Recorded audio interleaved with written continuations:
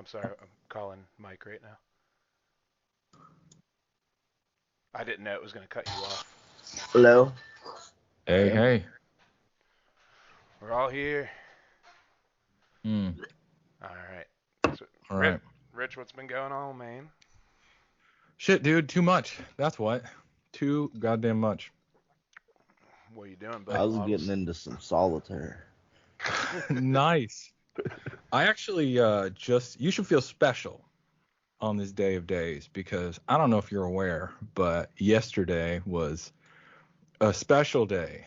It was the release date for Metroid Dread. It's And sitting right on my couch. hell yeah. Now, I did not own a Switch until like 24 hours ago. I said as soon as the Switch was announced that I will buy one when they give me a Metroid because that is my Nintendo franchise. And day they do a new Metroid is the day I bought one. So I have had that, and I've played it for maybe a total of 30 minutes so far. I just haven't had the time to dig in. So otherwise, this would be my prime Metroid time, but we needed to have this chat, so it can wait. My I'm man. in the exact same situation. I Yeah. didn't have a Switch till like a week ago. Nice. Yeah, I won. I do those wheels where you like raffles for games and you just bet on it. You know what I mean? Like 10 Yeah. spots. Well, I won a brand new Animal Crossing Switch and I sold it to Mike. Shit, yeah. And that was like a week ago. And then he called me. He's like, "You should get Metroid." You I should was fucking like, get Metroid, man. and then I went to the store to get Metroid and Super Monkey Ball, whatever the fuck that thing's called, the new one, Banana Bonanza or some shit. I don't know. But right next to it was a slot for Metroid. Guess what? No Metroid. Empty. Oh, fuck. That sucks. I was like, okay. I lucked Yep. out, and it was the day also that the new version of the Switch came out, the OLED version. It's just a better handheld screen. That's like I think it's that and like That a is little it. bit more internal memory, and that's it. And I was like, fucking fine, good enough. I'm probably gonna be doing this thing mostly handheld mode while I'm rocking a kid to sleep because neither of my kids fucking sleep like they should. So Yeah, that's the version I need. yeah. I was supposed to get the OLED tomorrow from some dude I play Destiny with. Turns out he lives like 40 minutes away from me. But Hey, that, that works out. but then I found out I'm getting it at another time, and I'm kind of glad because I was like, oh, I didn't know that this was the only difference was, the screen size. Yeah, I mean the memory is kind of big if you do a lot of like download games, which probably kind of it's something I've been thinking about a lot. Like these days, like what do you guys think? Are you still like physical? Do you prefer buying like the disc or whatever for current consoles, well, or have you switched to downloads? well, Mike just recently got back into physical. He's been doing digital a lot, and he even texted me Is- today when Metroid came. He's like, I miss the old smell of these. I was like, yeah, yeah, dude, and I I always do prefer that. physical for like certain games, but like digital is just so convenient. Yeah, I think that's kind of where I've been. Like I was hardcore physical for years. And then like over the last couple years, it's hit me how like the physical disc in most of these is fucking worthless Yeah, Yeah. because they do so many goddamn updates that the actual like disc version of the game is like a fucking barely functional demo in some instances. So like it doesn't even feel worth it to buy the physical copy unless you plan on selling it, which the only time I ever really make any money reselling old games is Nintendo shit. So yeah, pretty I've sw- much. I've switched to buying digital for almost everything for like the last year on my PlayStation. But Nintendo, now that I got a new Nintendo console, which like I haven't had a new Nintendo since I got the 3DS XL, and I never bought a Wii or a Wii U, but I inherited a Wii from my wife. So Oh yeah, that story you guys told. yeah, so I'm like kind of like I'm not a big Nintendo console buyer these days, See, but now I'm back in and like gotta kind of decide what I'm gonna do. I actually just sold off a bunch of Nintendo shit why for don't you tell 3DS in me advance. these things? You gotta tell me these things. I'll buy them. Oh, but I felt like the thing is that like if I'm selling something, it isn't to help out people, it's to fuck up. Like I'm trying to get top dollar. Like, bro. I'm not trying to make deals and like, I'm going to save a couple bucks and sell it to a friend. Like, as much as that's a nice guy thing to do, I'm not a nice guy. I want to make top dollar. Dude, Like, trust me, I'm the same way. I've been friends with these people in these groups, and they're like, "Give me this deal." I'm like, "Bro, if you buy like 3 spots in my wheel, I'll knock off like $3." And kind they're of like, get that in toy collector groups. Like, if you listen to the show, I'm a big toy collector. That's my jam. And like, it's kind of a joke on like a lot of these boards where people are like, give me like the fan bro price. And I'm like, how's about I give you the like $5 less than eBay price and you shut the fuck up? Like, that's what the best you're going to get. pretty much, yeah. I mean, some people that help me out with wheels, I give them deals, but other people, I'm like, bro, I've played in like 9 of yours, and you've played in 0 of mine. Why would I give you a deal right off the rip? There we go. So I'll let So you know next time I see some stuff. I got a couple like Zelda games I'm thinking about putting up. So I have every Zelda game I completed figured you box. did. So I don't think you I'm need after any the of this stuff. consoles now. Yeah, I'm about to put up a Game Boy Advance SP and a PlayStation Vita. What? Or no, a Ooh. Vita, a PlayStation TV. Oh, okay. I gotta run and give my daughter a blanket really quick. So I'll be right back. Do it. Just like a split second. Is the SP like the compact thing? That's the little laptop looking thing. Yeah. I always think it looks like a woman's like compact. Yes, it does. um, I wonder what color he has. Whenever he comes back, I have to ask him. It depends on the color, but I would definitely go after another SP. I have that metallic blue This one. is the only handheld that I thought wasn't appealing. Really? Oh, dude, they're so Yeah. convenient though, because they have I that just love backlight. the Advance though. Advance was so nice.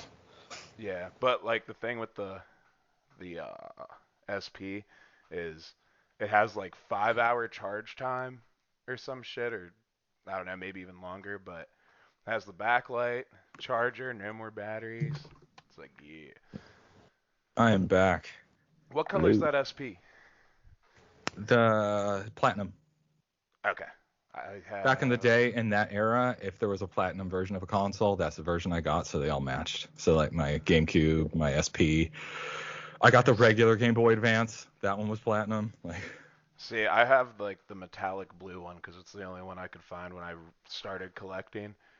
And it's like I was telling him, that's like really convenient because of the charge time on it, the backlight. It's real yeah. small.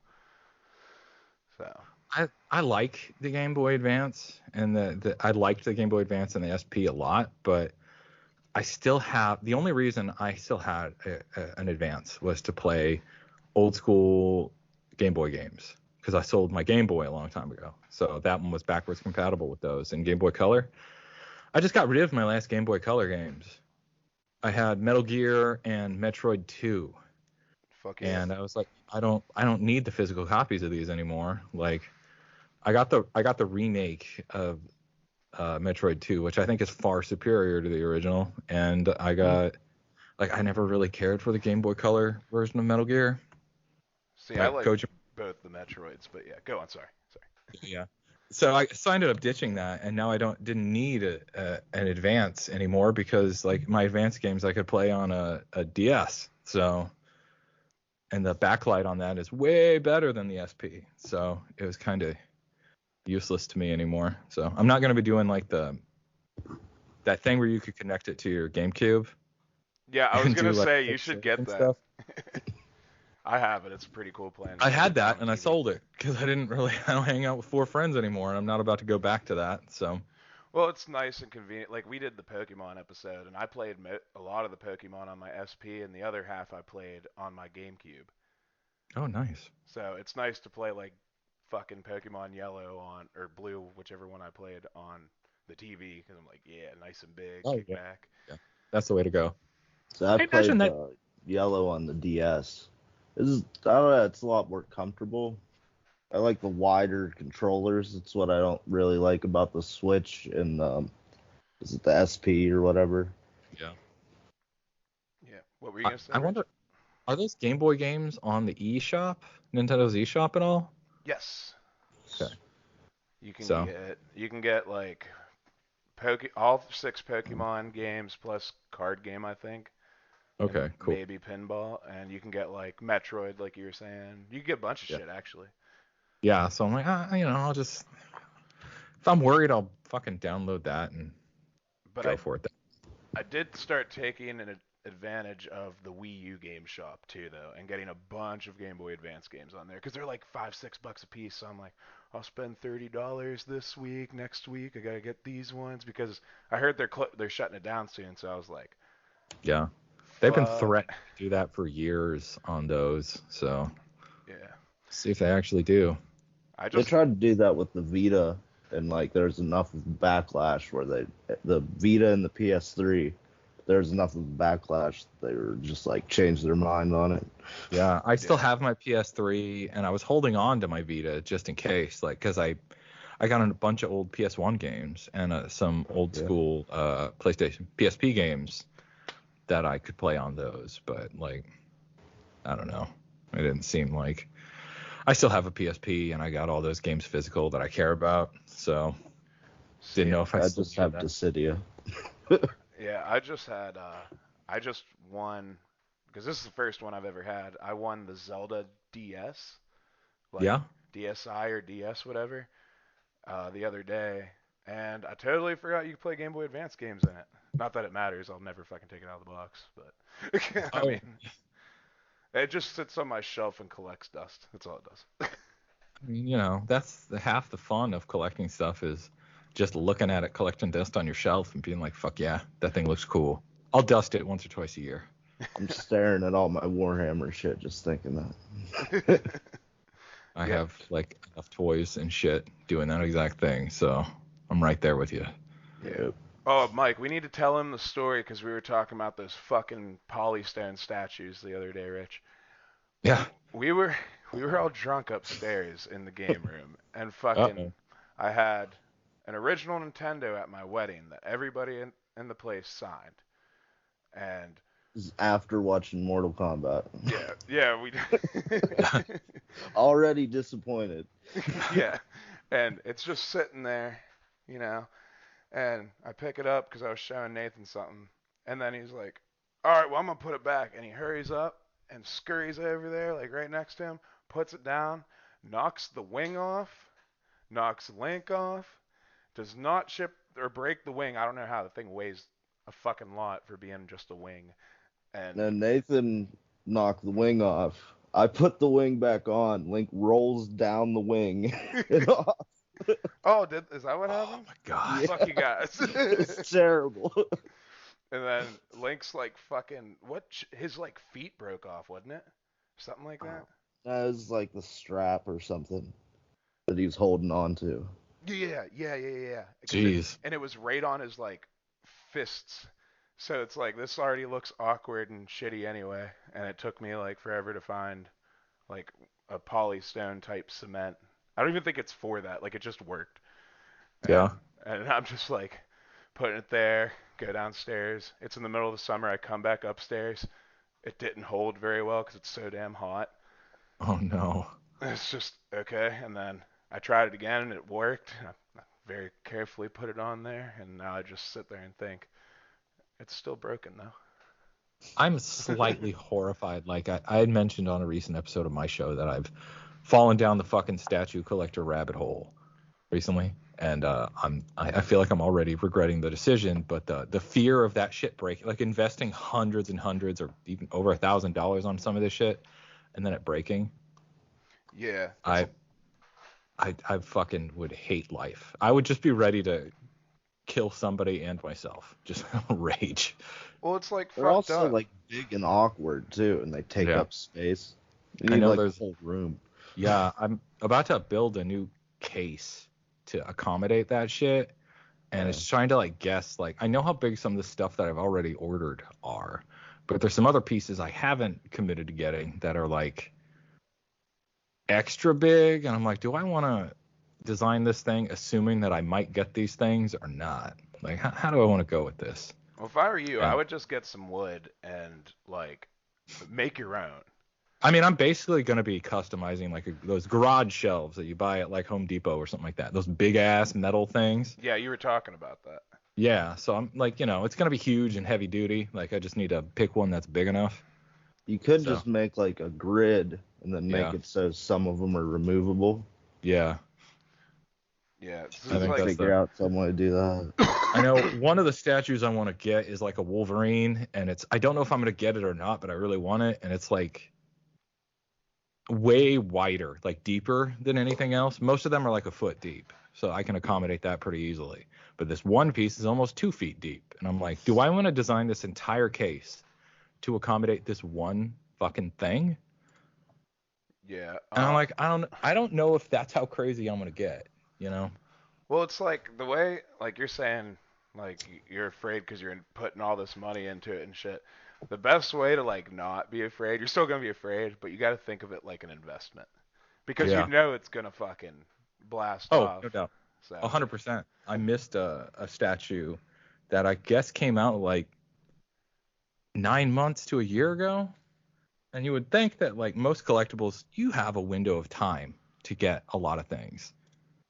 All But matters. this sometimes there's a few things that are really hard to get, like consoles and stuff. But most collectibles, you have a window of time. This thing they only made like 300 of, and it was $900 when it came out, and now the cheapest I can find it is like 3,500. I'm like, okay, well I'm never getting that, but it's good to know that these things appreciate in value to a ridiculous degree. But yeah, it's not like the everything does. that Zelda statue. We got it for 600 on eBay, and it's already up to like 1,500. And that's the way like we got all those Pokemon games Yeah. pre-pandemic, 6 months before pandemic. I paid 1,200 for all the fucking original Pokemon games in their boxes. They are now worth anywhere from 5 to 7 grand. It's so fucking stupid. That's absurd. It's awesome. It's fucking rad. Well, But now I'm also, afraid to sell them because I'm like, yeah, as soon as I sell them, guess what's gonna happen? they're gonna fuck. That's happened on everything that I've ever sold. They just skyrocket in value after I get rid of it. Yeah, like a month Yeah. So later. then, Yeah. then you just feel like the dumbest motherfucker on the planet. And you're like, well, what Hmm. the fuck, man? I mean, even things that I thought I got a good deal on afterwards, nah, it still drops in price. I'm like, well, fuck, or it still goes up. I'm like, well, god damn it. Like, I think you just gotta just mentally accept you're not gonna win. There's nothing you can do. You're not gonna win. Move well, on. yeah, we were talking about our buddy that died that we did the show with and shit, and he had Yeah. his own game store. Well, whenever my mom got real mad at me one time, she was like, "You got to pay your own phone bill now." I don't know why she was mad at me where she did that. I was like, "Well, what the fuck? I can just sell all these old Nintendo shit, like the Jungle Green console and all the cartridges I had." And Dave bought them for like $100. So I get to know him better, and I work with him, and deal with him, and work for him. And one day I just questioned him. I was like, "What do you mean you're fair? Look what you did to me." His only response was, "I didn't know you then, man." Fuck you, Dave. To be fair, he didn't know you, man. I didn't know you then. It's like that Pawn Stars show. It's like, oh, dude, it's fair price. I gotta It's resell this, man. second somebody says that's a fair price, I'm like, oh, that's code for you're fucking me. Yeah, exactly. Because I got there was a Target exclusive for Pokemon Sword and Shield. It's a double pack. Well, Mhm. there's the double pack, and then there's a Steelbook double pack. I got the Steelbook double pack, and it was like $120, and that game came out like what, a year or two ago, Yeah. and it is now selling on eBay for like $350. Oh wow. Yeah, so it's like I'm trying to sell it, and now I'm like, since nobody's jumping on the wheel, because it's kind of it's $35 a spot on the wheel, and I'm just like, Hmm. maybe I should just. This is a sign. Maybe I just shouldn't sell this yet. So it's like constantly scary every time I try to sell something. That's the risk we run, you know. Yeah. Always. We just got to accept that we can't always win. Say Mike's lucky. He collects the that stuff's current, right? That you've been building. What, my Warhammer shit? Yeah, you got like 50 of like one Yeah, character they're all and current. shit. And don't they always I like only stay got the two. same in the box though? Like whenever you order those No, they packages of them. they like they make like a lump sum of them at a time, and then as they run out, they make new. They don't change the boxes too much. The characters hardly change though. Oh, really? I think when it comes to Warhammer, they'll occasionally like refresh an army, and Yeah, then they'll like redo all the models. Oh, so you know or about they'll Warhammer then? update Oh yeah, I'm super familiar with things. Warhammer. Like almost all my friends growing up were obsessed with Warhammer, but I was like the guy who was like, not for me, man.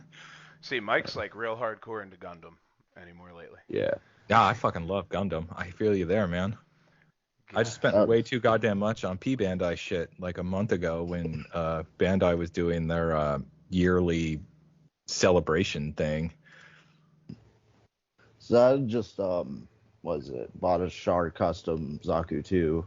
Hell I yeah. was just I'm like super fucking perfectionist though. So hmm I'm like, should I just build more Warhammer models? Because I can always paint them, but this is like colored plastic.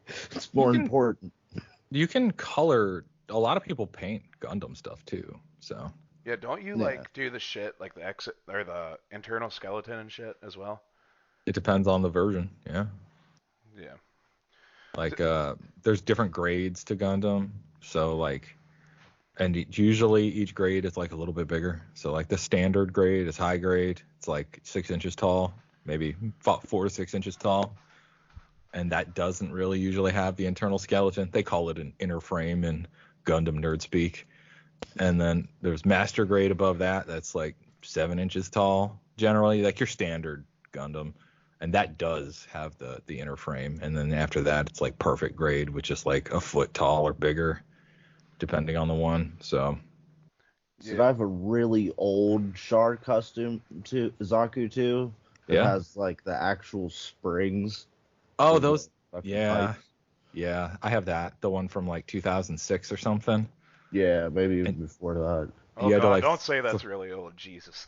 you had to thread the like the tubing over the spring and then install Yeah. it in the legs and the hoses that comes out of the helmet or whatever. Yeah. Yeah, little plastic rings that slide over the That spring. sucked. I Did did that. do you guys Uh, remember like the old quote unquote models that they came out for Dragon Ball Z? Like, so we're on Dragon Ball Z, and Japan's on like fucking GT or whatever, Fightin' Buu or some shit. We're still on original Dragon Ball. That's what we have on television. Well, they were selling these old models. You snap like the arms are in two pieces, like the bicep. You slap that together, and it has like a little prod coming out. And you snap the other one onto there, and you keep doing that. And then you got like this fucking skin flesh suit that just wraps around them. Do you remember that? I don't, and I'm horrified. You should be. yeah, me It's too. disgusting. You take it's like you slide this weird skeletal thing that you just snap together into this fucking flesh wrapping thing.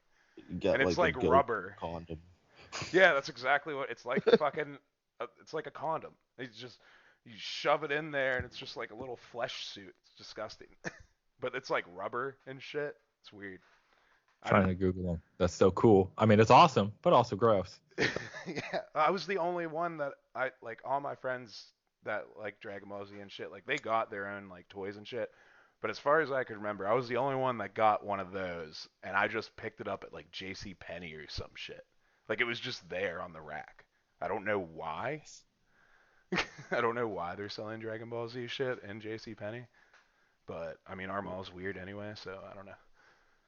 Yeah, Yeah, I you know. remember buying like Gotenks action figures like before Trunks was even a thing. Yeah, that's exactly the time frame I'm talking about. Right there. Yeah, Cause what I got was Gogeta. nice. Nice. Yeah. And that was the flesh suit, dude. It's just fucking weird. Like I it, have picked up more recent Dragon Ball models, and they're really well done, but they're basically just like an action figure, and they don't do that yeah, wild shit. I ordered this like uh a set or what is it? The Ultra Instinct Goku statue off of this Yeah. thing from on like this Facebook ad. And I've bought things off of Facebook ads before and got my shit. It's been 3 years now. Oh, did you not try to get your money back? Like, what the fuck, man? I fucking emailed them. It's like DBZ something. I forget. I bet you if I went in my emails I could find it, but it was like $50. I was like, that thing's huge for $50. Fuck yeah, I bet you it's made real cheap, but it still looks cool. I paid for it, and I eventually emailed them like a year later, And I was like, "Where's my shit?" "Oh, we're working on it. We gotta build Right. these. We gotta build these things." Wait like a couple more months. "Where's my fucking shit? Give me my money." They just don't reply. It's like, Is okay. it like an Indiegogo type thing, or I don't know. It was just from a Facebook ad. It sounds like probably one of those like rip-off, like yeah. knockoff companies that advertise on Facebook that just sell bullshit. If you would have got it, the pupils would have been off center and shit. Exactly. It's molded and clearly like a bootleg, and you're like, well, it's what you get. Yeah, 50 It's like bucks. ordering off Wish or something. That's how I felt about it. But I was like, it'll look cool. I mean, it said it was like 2 feet tall and shit, and I was like, oh, okay. Sweet. So, but I never got it, so not sweet. Yeah, Potentially sweet and eventually not sweet. It's fucking huge. yeah, it is. It's like that Zelda one's fucking huge, and it's like not even super tall. It's just long. It's a long boy. Like, remember that website I told you about? I think it's Hot Toys that had like, is it like Tifa and Cloud action figures? They Yeah, I had remember. like a life-size Henry Cavill bust of Superman. Jesus Christ, that's awesome. That's insane. Yeah, but it was like $3,000. Oh yeah, like Sideshow collectibles. They sell shit like that. Yeah, I'm waiting that for The might. Witcher so bad. Just Mm. fucking crossing my fucking fingers. It's gonna The be great. new Netflix show. Hell yeah. Have you Yeah. seen it? Yeah, I saw season one. Thought it was really good. Yeah. Hell yeah. I forget. Did they release those weekly or did they just put it all out at once? Netflix usually does all at once, so I'm That's what pretty I sure they thought. did it that way. Yeah. Speaking of mechs though, didn't you shout out Neon Genesis Evangelia that one time? Don't, was that you or Jake? I have no idea. I don't think Jake has ever heard of Evangelion, so like it was probably me. But I'm not like a big Evangelion guy, other than I think that the suits look cool, Oh, or okay. the I guess they're not called suits. They're just like they're mecha or whatever. Aeons. Yeah, there you go. Yeah, I Yeah. love uh, that show. Both of my I pets are named after the characters. I really liked it when I watched it in college. I haven't watched it since, and I hear the movies are really good, but I have not watched those either. I didn't get to watch the movies. I'm going to. I think all of them are out now on Yeah, Amazon. yeah. Heard They good had things. the they had is it the original show on Netflix, but the company's like split or something. So Yeah. like one company doesn't own the voice acting Yeah. anymore, so they had to redub it, and it's I don't know, it's just not the same. I hate it when they do that, but it makes sense. When Vampire Hunter D was released on Blu-ray a few years ago, they kind of had a similar situation, but fans had made enough outcry, I believe, that I think maybe they got the original voice actors back on it too. I know when Silent Hill when they did those PlayStation 3 ports, that happened when they ported 2 and 3 to PlayStation 3 and Xbox. They They should redubbed use the everyone, same and then voice acting. yeah, they freaked out. Everybody yelled, and then they got the old voice acting back, so you could pick the new voice actors or the old ones. I think it's just when you do that, you gotta pay the original actors royalties. Yeah. And if you like those actors are awesome now, or if they got a really good deal back in the day, the royalties might be more expensive than just fucking hiring out some cheap ass entry level voice actors to kind of redo it. Yeah. Well, it's like a lot of times too, the people originally were just entry level, and like Yeah. some of them are huge.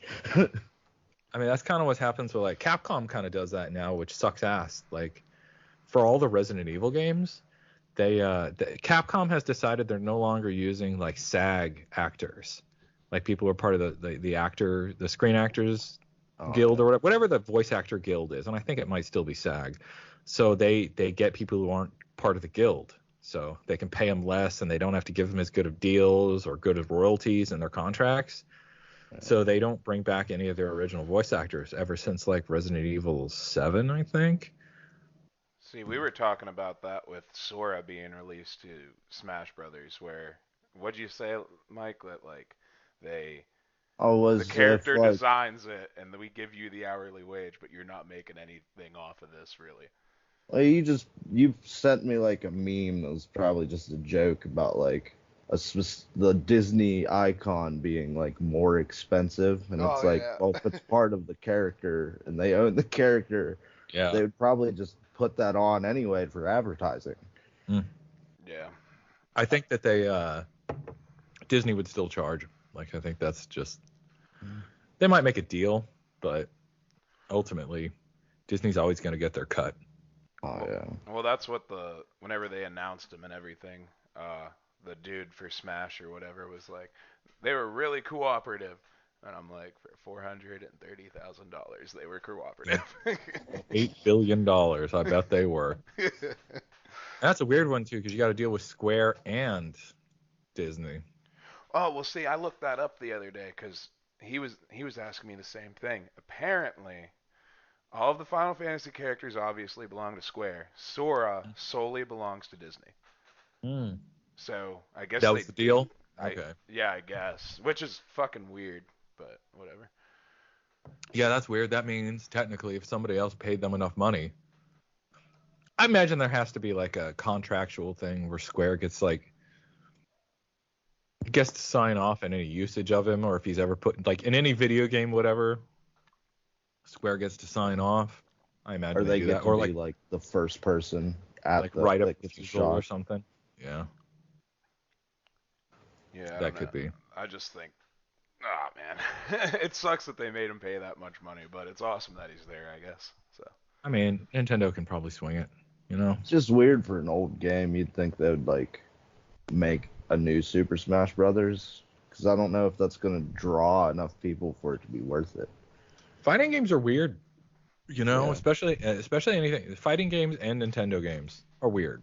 Yes. Like they kind of have longer tails. Like that community is really tight. So Well, that's the like cool thing because of like about that. Evo and stuff like that stuff stays in circulation a little bit longer than some other games. Yeah.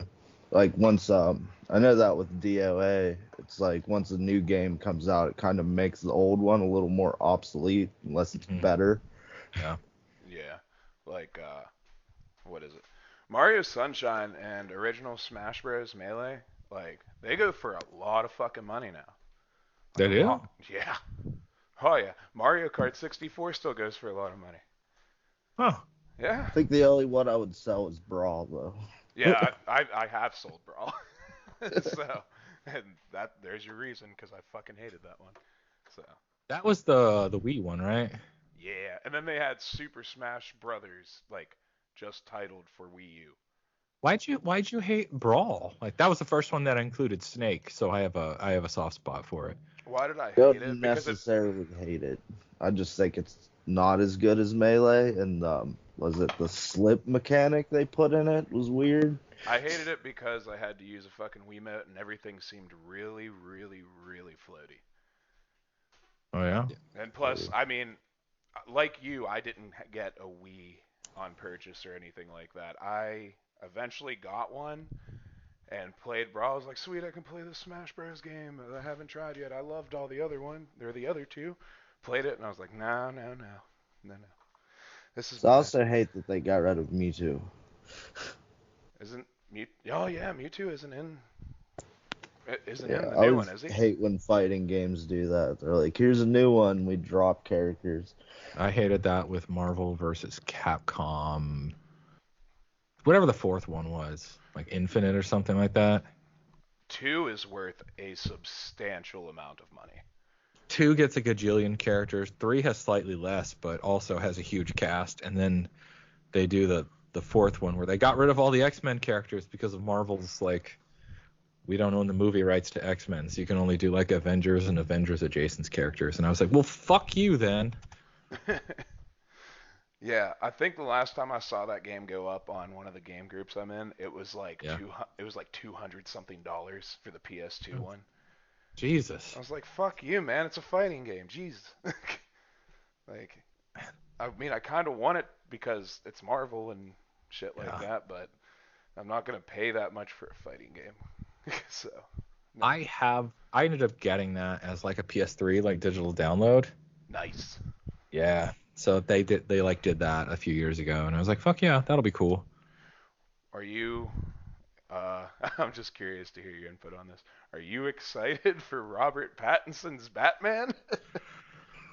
I don't really care one way or another, you know? Like, Me personally, it's just funny to me that he's yeah. gonna be Batman, but I do like his work and other shit. Yeah, So he's usually really good. I mean, I'm not gonna hold it against a dude who's like 22 and they offer him a job and some fucking like teenage girl like romance and supernatural romance shit. Like they're gonna pay him a ton of money and do that. Like I can't begrudge anyone for a job they take when they're that old, especially if it's gonna pay good. You know, it's not his fault. They offered him a job and he took it and he made a lot of money. So good on yeah, him. I know, like most people, when they get the job to be Batman, there has never been a single actor short of Christian Bale where people were like, "Fuck yeah, he should be Batman." Like everyone ever since, like, has always been like, "Why this guy?" Yeah, I I mean, Michael remember a lot of Keaton, people bringing that up. Michael Mr. Keaton, Mom. everybody fucking hated the idea that he was going to be Batman, and then he was Batman, and they fucking loved it. Val Kilmer, they were like, fucking really? The guy from Top Gun? And then he was Batman, and at the time people were like, oh, he does a pretty decent Batman, all things considered. Like, maybe time has been less kind, but I actually think he was a pretty decent Batman. I mean, George Clooney, people are like, really? Fucking George Clooney? And I mean, like, complain what you will about Batman and Robin, but it's not his fault that movie sucks. Movie is hilarious. Yeah, I mean, nobody was thrilled about Ben Affleck being Batman, and then he fucking got roided out, and then they made him an awesome fucking costume, and people are like, "Holy shit, he looks rad as fuck." Like you don't even have to. I don't even like the movies he's in very much, but I think he looks rad as shit as Batman. See, I find it wild because I've never seen this show pop up on TV, but my uncle died a couple years ago, and do you remember Lois and Clark, Adventures of Superman, or whatever it was? Hell yeah, that show Okay, ruled at the time. okay, my uncle is Superman's dad in that, Oh yeah, and okay. they're still getting royalties, but I have TV, and I have never even seen it up in the TV guide, like at all, ever. I'm like, where are these? How are you guys still getting royalties when the show doesn't pop up? I Like, wonder if I mean it's got to be on maybe. I bet it's on streaming services. yeah, I've never seen it And anywhere. they probably did a physical they sell it digitally, and they probably did like some sort of disc collection at some point or another. I know he still gets uh, things for Seabiscuit because Seabiscuit pops up all the time. I forget who he played in that.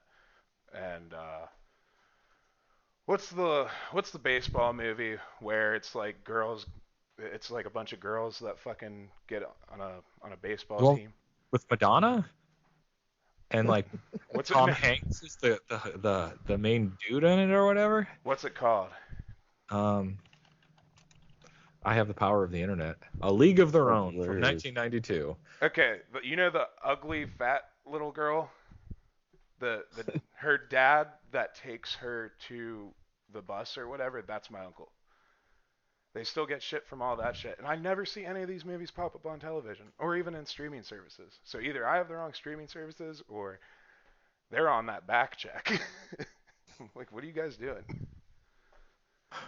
It's just weird how that works.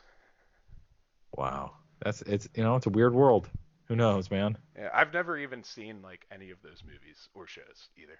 Like A League of Their Own is actually really good. I That's worth saw the seeing. very beginning of that because I think it just came on one day and I saw him and I was like, oh, okay. But I know he did Cadillac Men with Robin Williams too. Nice. Yeah. Your uncle got around, man. Cool. For having a sweet job. I forget. There's a movie with Robert Redford where he punches him in the face. Nice. I don't know like anything about his career except for some of the shit he's been in. But I mean, he lived in California, so like he showed up once, maybe twice a year, and I got to see him for like an hour or two, and then I like left with my family back home because I was little and we Yeah. didn't see him towards the end there. So That I, a tends to be how that stuff works. little bit, a little bit. It's weird though. I always just thought that was strange. Was I know like one of the people from Three's company like lived over down by like was a mile or two away from us. Oh, really? I don't know, like yeah. Hmm. It's like strange things that are related to around here. Not really anything that important. Yeah, there isn't much that comes out of our area. So, I mean, Yeah, I here I you mean, feel go. you. you live in Houston. You got like Yeah, the shit going more on happen. down there. I mean, I grew up in fucking rural Iowa, so like, I feel you. Isn't that Like, So were concerts illegal in Iowa for a while? no, but certain artists were banned. Like Marilyn Manson, I don't think he was banned. He just refused to play in Iowa, period. Yeah.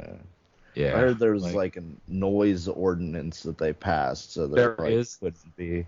there is Uh, noise ordinances in certain areas, but I mean, like, if a band is gonna play in Iowa, like, there's only like you're not gonna go in a dinky ass town unless you're super teeny tiny. So yeah. there's like maybe 6 venues of note in the entire state, Have you and been to some any of those are concerts small. since? Sorry, I thought you were done talking. No, go ahead. Since when? Oh, since this whole pandemic thing, have you guys been to any shows? Not a single fucking one. However, in 2 weeks I'm going to see Slipknot. So There you go. Nice. yeah, I'm about to get back on the fucking horse. There was a time when I was going to at least one show a month for Oh God. years. Yeah. See, And then like I got hitched and then we slowed down a little bit. We picked up a little bit and then we slowed down a little bit. Then we had kids and then it almost all but died. And then the pandemic happened and then it died. So see, trying to get back on the horse. right before the pandemic, I went to Atreyu. I went, Fuck yeah. I went to the Smashing Oh, Pumpkins, shit yeah. and I just went like or a month and a half ago to the Dead and Company show Nice. in Hershey. So concerts are back, man, and it's fucking Hell yeah. awesome. Dead and Company was sick. There's been a couple shows in the area that I've really wanted to go to, but like our kids are just very demanding right now, so the idea of doing another thing and leaving my wife with my kids, I feel like it's basically setting me up for a fucking real rough couple days as I deal with fallout from that. So I really don't feel like dealing with like a week of passive aggressive bullshit because I left for a night to see a concert, but hopefully. I See, always find out about concerts like a month or two after they happen. I always Yeah. find out a week before they're about to be up, and I'm like, fuck, I'm about to either get shitty seats or get really cheap tickets. It's going to be I one or the follow other. everybody I care about on Instagram or Twitter or Facebook or all three. So I kind of see what's going on at all times for the bands that I care most about. Yeah. Oh, Atreyu was awesome too because, okay, so we're in this little town right outside of Pittsburgh. Are they still doing like smaller club stuff right now? That's what it was. It was a smaller club. Yes. But Last time I saw that it was a smaller club too.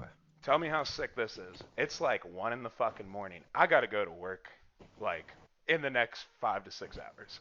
So we get outside, and Atreyu held a mini concert outside in the streets. Nice. And there are houses all around this area. So you know they were fucking pissed. But they Or did. maybe they were way into it. No pain, no payment needed at all. Meet and greet after the little mini show. Shit, yeah.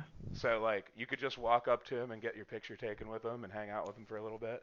It was really cool. And then I looked at Casey and I was like, hey, I'm definitely not going to work or going to be late. We gotta go. I They should have admit, did it in Morgantown. You could burn couches down there. We burn our couches so we can sit on your face. how was the Atreyu show? I've been kind of wondering because I haven't liked their last 2 albums really, and then Oh, their heavy singer has left, so they're only left with the guy who traditionally was their drummer. Is he still drumming and he's singing still at the same time, or did he just do vocals now? he's drumming and singing, and the bass player, the one with the really long beard, Yeah. he is the new screamer, Okay. and he has been screaming since what was their third album? A Death Grip on Yesterday, right? Yeah. Yeah. Okay. He did screaming in that. He was like the backup, like higher pitched sound one. Okay. Yeah. So, yeah, they put on a great show. Like, all three of like the bassist and the two guitarists will get up in the front and they'll like swow in motion to get like they'll sync movements up and just play guitar swaying around and shit. And like Shit, the yeah. bearded dude jumped into the fucking crowd and there was a fucking circle pit around him and he was just like fucking jamming. Like they put on a really good show. You'll have fun. Sweet, yeah, they're fun. I've always liked Treyu, so I definitely want to see them again. I didn't like their very first album, but I've listened to them from The Yeah, Curse and up. So the it's funny. second That album. first album is probably my favorite one they did because it's so fucking like, Raw. yeah, it sounds like shit, but it's raw, and the music, the songs don't follow traditional structures because they didn't know what the fuck they were doing. They've even said since then that they didn't know what they're doing, how to write songs, so everything's all over the place. But that's why I like it, because the songs are constantly engaging because they don't necessarily follow a typical chorus verse chorus verse pattern. So Yeah. To me, their I dig A second that. lot of album. bands do that on accident. Yeah. Or Yeah. purpose. I mean, like Yeah. just having like a disorganized structure where the instruments not necessarily going together. Yeah. I mean, that's like a Tool thing, kind of, to constantly change a song and evolve throughout the entire song.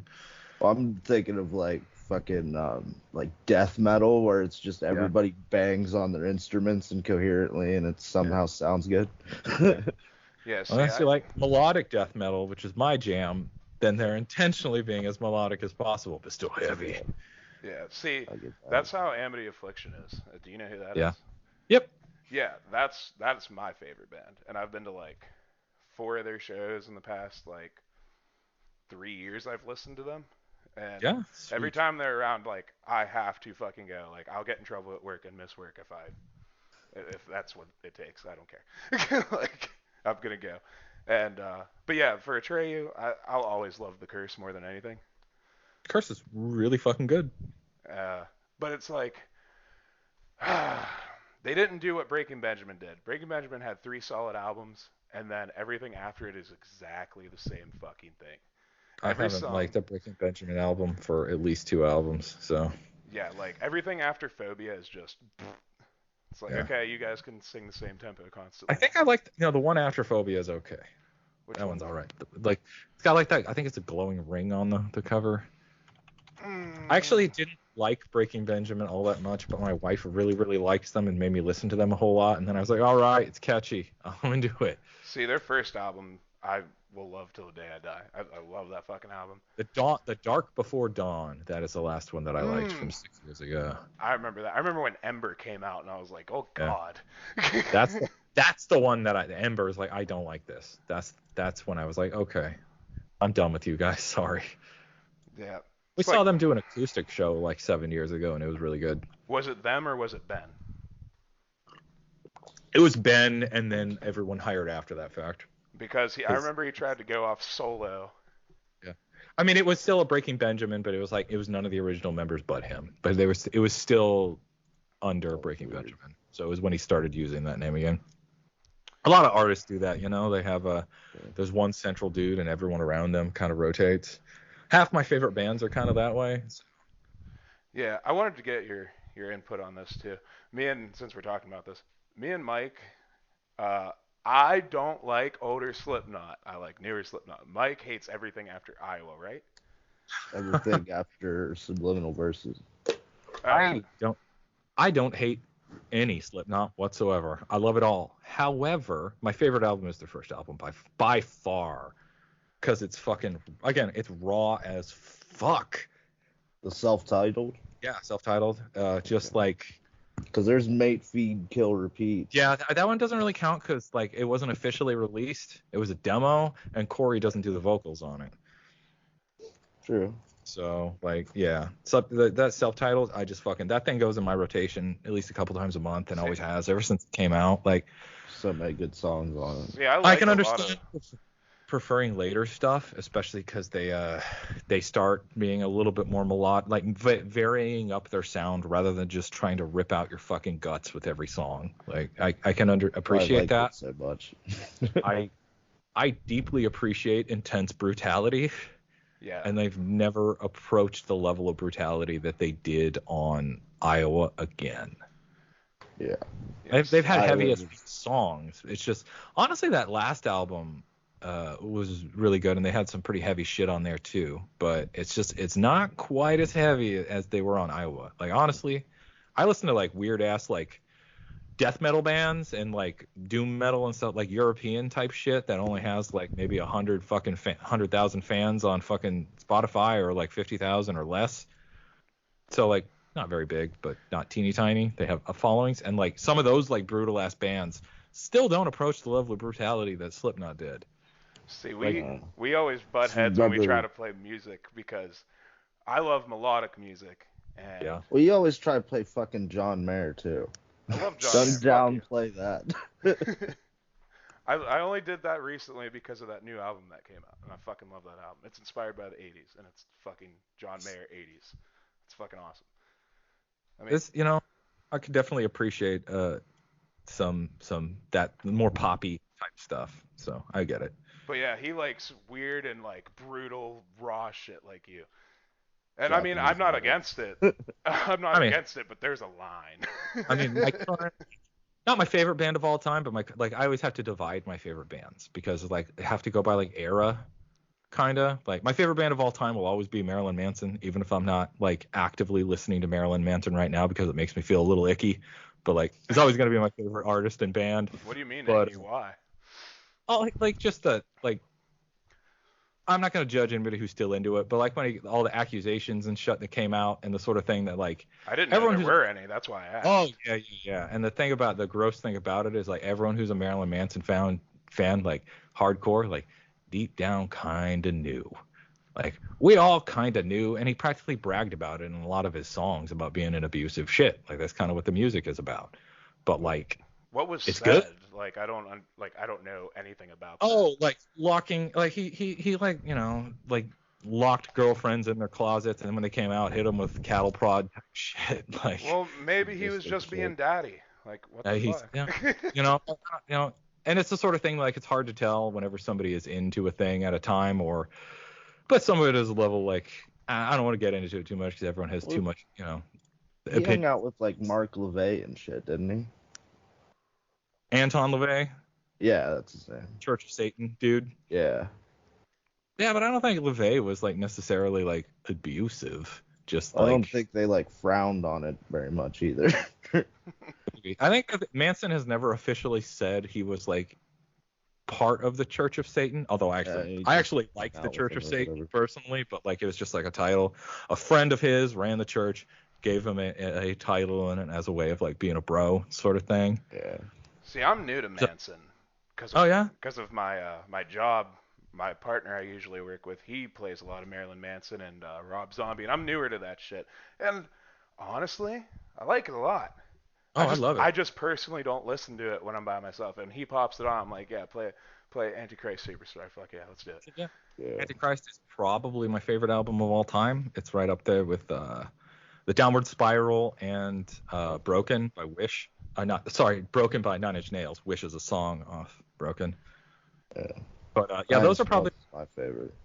yeah, those are probably like my classic favorites, along with Smashing Pumpkins. But like my active favorite is like, and by younger like active, like band who's like an active current, playing a lot of shows, growing, releasing albums that still kind of matter and get radio play, and they're not just like in that Tell me everyone it's loves us because Periphery.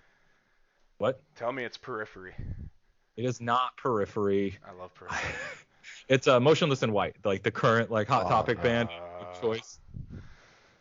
They do like that little bit of melodic. They do melodic and brutal shit at the same time, and I kind of like that. And I'm a sucker for anything that like I'm easily marketed to by like Hot Topic. It's like I've always been like whatever Hot Topic is pushing is like yes, that is my taste. Give me right. more of that.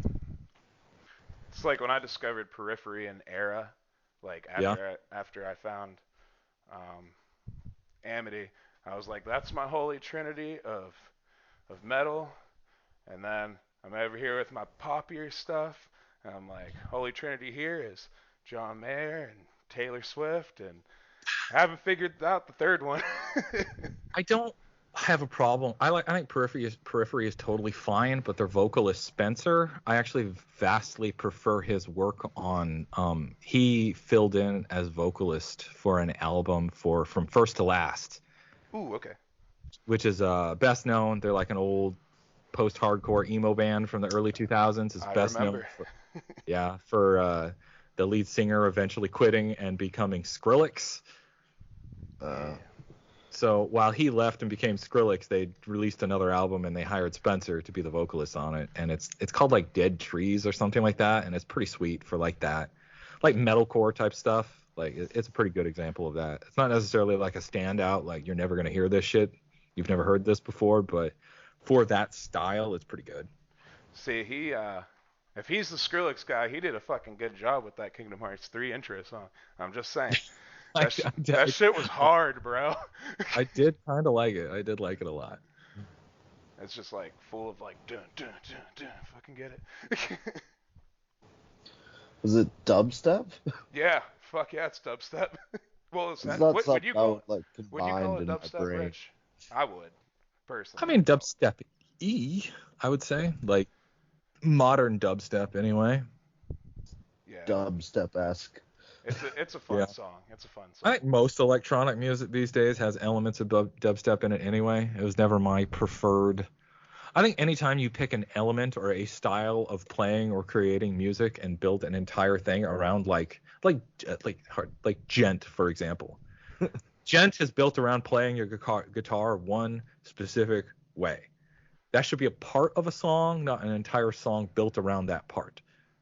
And I feel that same way about dubstep. Dubstep is one technique that should be used as part of making an entire song. See, I like the EDM and like Fatboy Slim and shit, but I Yeah. don't like dubstep as much. Especially towards the end where it was just like dropping all the fucking time Yeah. over and over again. It's like too many wobbles. And that's All the right, weird I get part. it. I fucking How many drops can you do before the drop loses effect? You know? Yeah, before it's Yeah. just the fucking chorus. Yeah. It'd be Well, making a hardcore song and like every fucking like you don't actually do any choruses or verses. It's just all like breakdowns. Like, well, There's no build. It's just you need to. all. If you don't have a build, then that moment of that cathartic moment if you want to doesn't hear have any like impact. if you want to hear like a electronic like heavier band, like a Mhm. heavy electronic like mixture thing, listen to I See Stars. Have you ever heard of them? Yeah, I'm familiar with Icy Stars. I think they're kind of part of that like post-hardcore Yeah, very scene. light on the heavy, but like their Yeah. electronics are really good. And Yeah. that's the weird part about that song. I don't like dubstep. Like when I went on my honeymoon to Connecticut and hung out with my friends that I met on Xbox Live through Halo and shit. In her car, she only plays electronic and dubstep. And I'm like, every fucking day when we get it all do something together, I'm like, can we take my car, please? Please. Please. She's like, no. So, I don't know. I don't get how music works sometimes on me. I'm It's very a weird.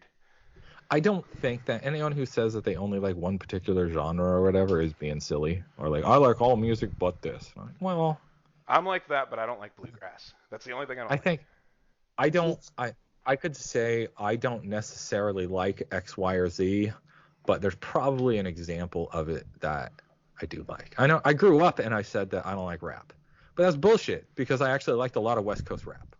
But like from what I was hearing, there wasn't a lot of West Coast rap that people I was hanging around were playing. It Yeah. wasn't until it's more later of that like a somebody showed me some Dre or generalization. yeah. Like if I were to generally say I don't like necessarily most rap that I've heard, but there is some rap that I fucking love. Well, I'm yeah. a big fan of like trap metal, which is very rap inspired. So like I can I can get down to some, but I'm not necessarily a guy who's gonna like put on some fucking I don't even know who's a big rapper these days anyway. Like Cube. I like Cube enough, but I'm not gonna put down fucking Cube Yeah. I mean, See, just I for like hated hey. rap, and then I played San Andreas a lot, Yeah. and they have like really hardcore gangster rap, and it really fits everything, and it Yeah. got me in the position to like listen to it more. I could And say that I don't like country music, but if you put on the right song from like mid 90s that I grew up in that like my parents were always listening to, like I'd get down to like some fucking 1994 Alan Jackson or whatever. Like see, I'm about like a lot of people don't like Kenny on the Beach. Kenny, you know Kenny Chesney. and they like Uh-huh. older. Oh, they like older Kenny Chesney. I like fucking Kenny on the Beach, Kenny, because every song is just chill as fuck. Like I That's like like that. what he does country while his fucking music video he's like in a yacht. Yes. That's like like weird. Not country. Like, all right. like give me Luke Combs. You give me Luke Combs, boy. I will sing every fucking song. Oh my god, I love me some Luke Combs. I don't give I a fuck. can't say that I love me Garth Brooks, but I could sing probably 90% of that dude's catalog. Yeah.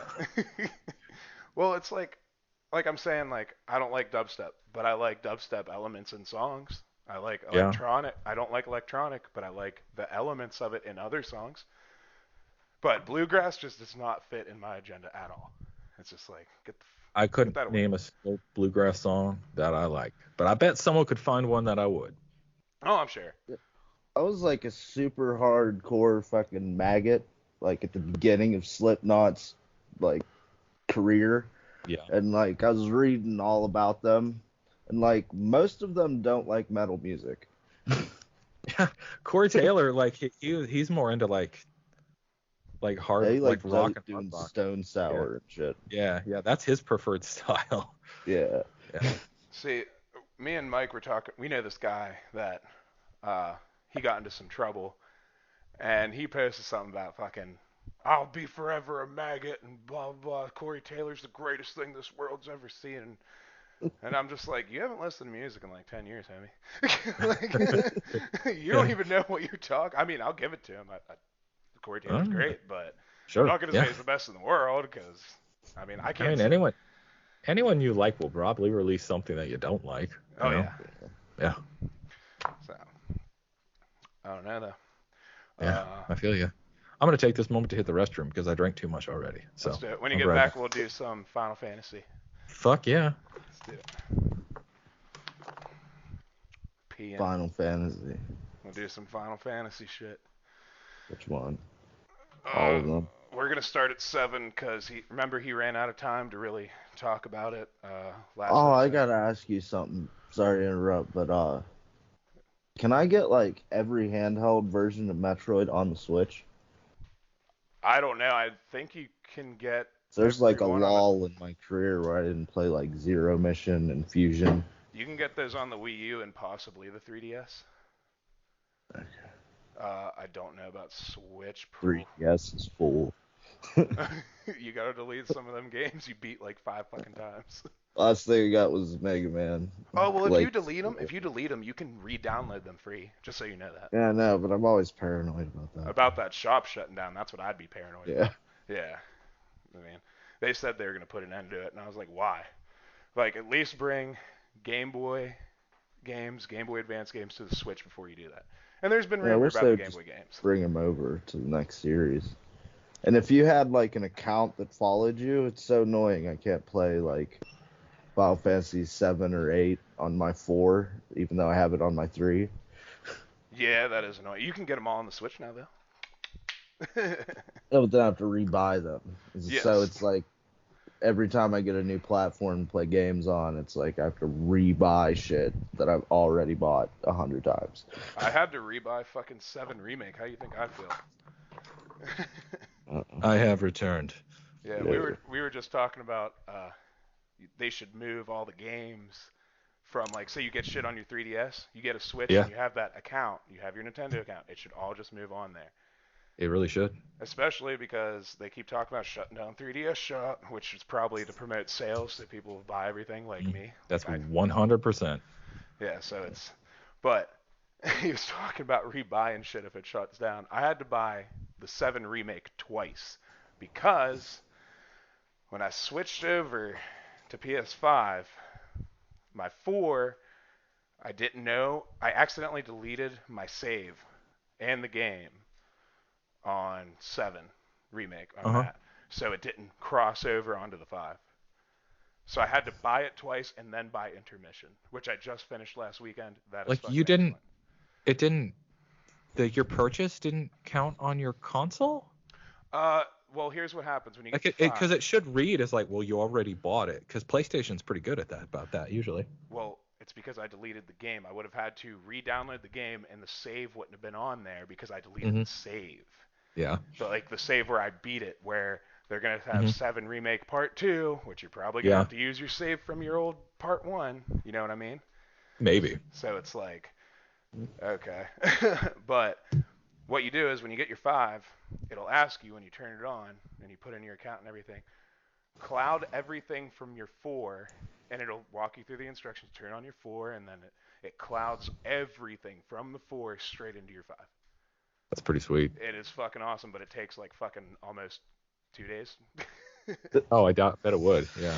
So, A lot of stuff to download over if you've got a and lot. I mean, I have fast internet, dude, and that shit did not go that fast.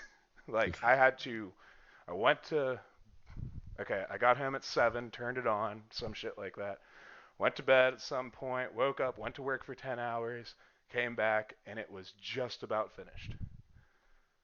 So, Fucking hell. yeah, so man, maybe like a day. Maybe a day. Yeah. Yeah. The So, Doom 2016 took me about 14 hours to download. That was terrible.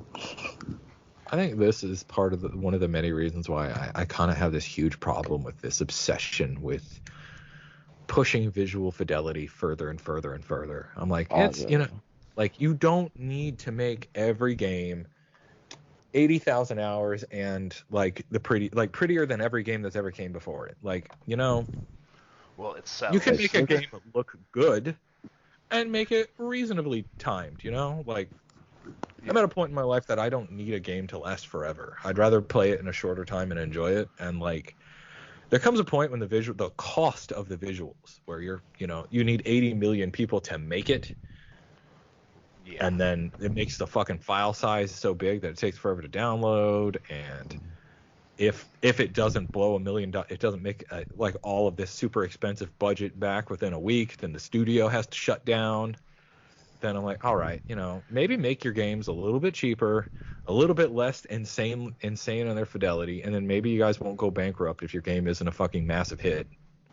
Well, That's the advantage Nintendo always has with shit. Yeah. well, try doing fucking Dragon Quest 11. That alone is an 80-hour fucking game, and I'm playing through it, right? Like I think I have 20 something hours into it, and man, every time I get on, I don't remember where I was or why this even makes sense while I'm doing it. I'm like, you guys are just fucking dragging this. I Good feel like fuck. I'm here to talk about Final Fantasy, and I love Final Fantasy, and some of those games can be pretty long, but I don't think every game needs to be super long, and I think that's more of a problem with like these like the Bethesda style open world adventure sort of things, like Yeah, we don't populating a need map. every game to be that. No. Not every game. It was special when it was like Grand Theft Auto's thing, and if another game did it, it was like, ooh, Batman kind of does that, and you're like, Yeah. sweet, this is neat. But then Oh, every game's everything's gotta be empty Assassin's open Creed. world. Yeah. I Yeah. don't want or need this giant open space full of filler content. Just give me a good experience. I remember, was it when Assassin's Creed 2 came out? Like, playing through it, and it's awesome that it's huge, but like, you have to collect flags and feathers, and it's like an overly complicated version of Banjo-Kazooie. At the time, I thought Assassin's Creed 2 was fucking amazing. And then I went Collecting back the and replayed 100 it. feathers is horrible. I went back and replayed it, and I was like, so much of this feels like filler content. You're just padding out the length to make it feel like more than it really is, Like you needed a fucking story editor, basically, in some of these cases. I have played the beginning of the first Assassin's Creed, the tutorial. That's all I've ever played, but I will say the sea shanties from Black Flag are fucking awesome. The That's sea right. shanties, yeah, they are good. They are good. They're very good. Let me paint this picture for you. We're all on a big line with 3 presses, and me and my buddy are welding beams from being fed to us from this guy on the 3rd press. And I turned on the sea shanties, and we're all fucking singing it like we're on some fucking ship in the sea, in the middle of the fucking plant, just going ham on these beams. I feel like that's the point of those songs. They're there to make like hard labor type shit or monotonous work, like not even like Whistle while you work. yeah, Like just let so it your fucking mind doesn't melt. Like You Let Her know, Go Johnny was like the fucking that's a good. shit. That song fucking rules. My wife loves the Renaissance Fair, so we go a couple times a Nice. year. She loves that shit. That's her jam. We need to go to And that in like, Pittsburgh, Mike. you'll be walking around the Renaissance Fair, and like somebody will bust out one of those style songs, or some that are even like in Assassin's Creed, because those are most, if not all of those, are actual traditional songs. Yeah. And like people all around the place will chip in, and it's always really cool. I saw a meme of fucking who is it? Captain America whipping his shield at Thanos. What's his name? What's his name? Thanos, right? Yeah. Yeah. For some reason I thought it was something else, but it's like a coin, and then the second thing is tossed to your Witcher, and it's the fucking shield being thrown at him. I was like, oh, I love that song. Got him. That's like the big open world game I can't wait to play for the show, and I don't even want to play like I don't want to review it. I don't want to do a walkthrough like we do with like some of our RPGs like you guys do. I just want to talk about the experiences in it, because from what I hear, there's like 200 hours of experience in that game. Are you talking about Witcher 3? Yes. Yeah, especially if you get the DLC. Yeah, that's a huge fucking game. Is that Blood and Wine, right? The Blood and Wine and Heart of Stone, I think. It's not like the Skyrim DLC Hearthfire where we just build a house, right? No. They're both Okay. like big ass. They're both big ass story content. Because I built Like those rock. fucking houses, boy. I'll tell you what, and I'm not trying to do that shit again. Yeah, they CD Projekt Red, when they were doing Witcher 3, were fucking pulling out all the stops and putting out quality shit. So I loved Witcher 3. It's one of my favorite gaming experiences of all time. So you're in for a good treat. I just want to talk about like you guys were talking about in the I think it was Final Fantasy 15 episodes. You talked about it a little bit, like those little missions that like a story develops around. Yeah, Because I it's mean, just like, it's so big. Me and Mike are obviously not going to have the same experiences. yeah. I mean, those like they're like it makes the side quests feel like there's value. Like they feel like a short story. Like imagine if you're reading a novel and then like every once in a while in between chapters there's a short story. Like that's kind of what Witcher 3 feels like. Like they're always they feel like they're additive to the experience, and it's really good. More games need to take that to heart. And a lot of games say like, "Oh, we're taking to heart what people said about Witcher 3." And then I played those and I'm like, "No, you didn't. This is still just a fucking fetch quest." Like, fuck Yeah, you. that That's is. what people have a problem with the Fallout series. Like everything used to be meaningful and evolve in the world. Now it's just like Preston Garvey telling you to go kill people over and over again.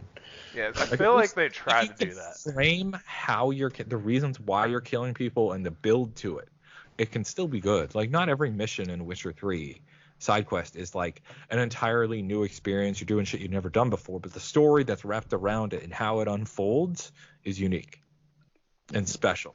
And so See, like some of those always stick with you. They're really good.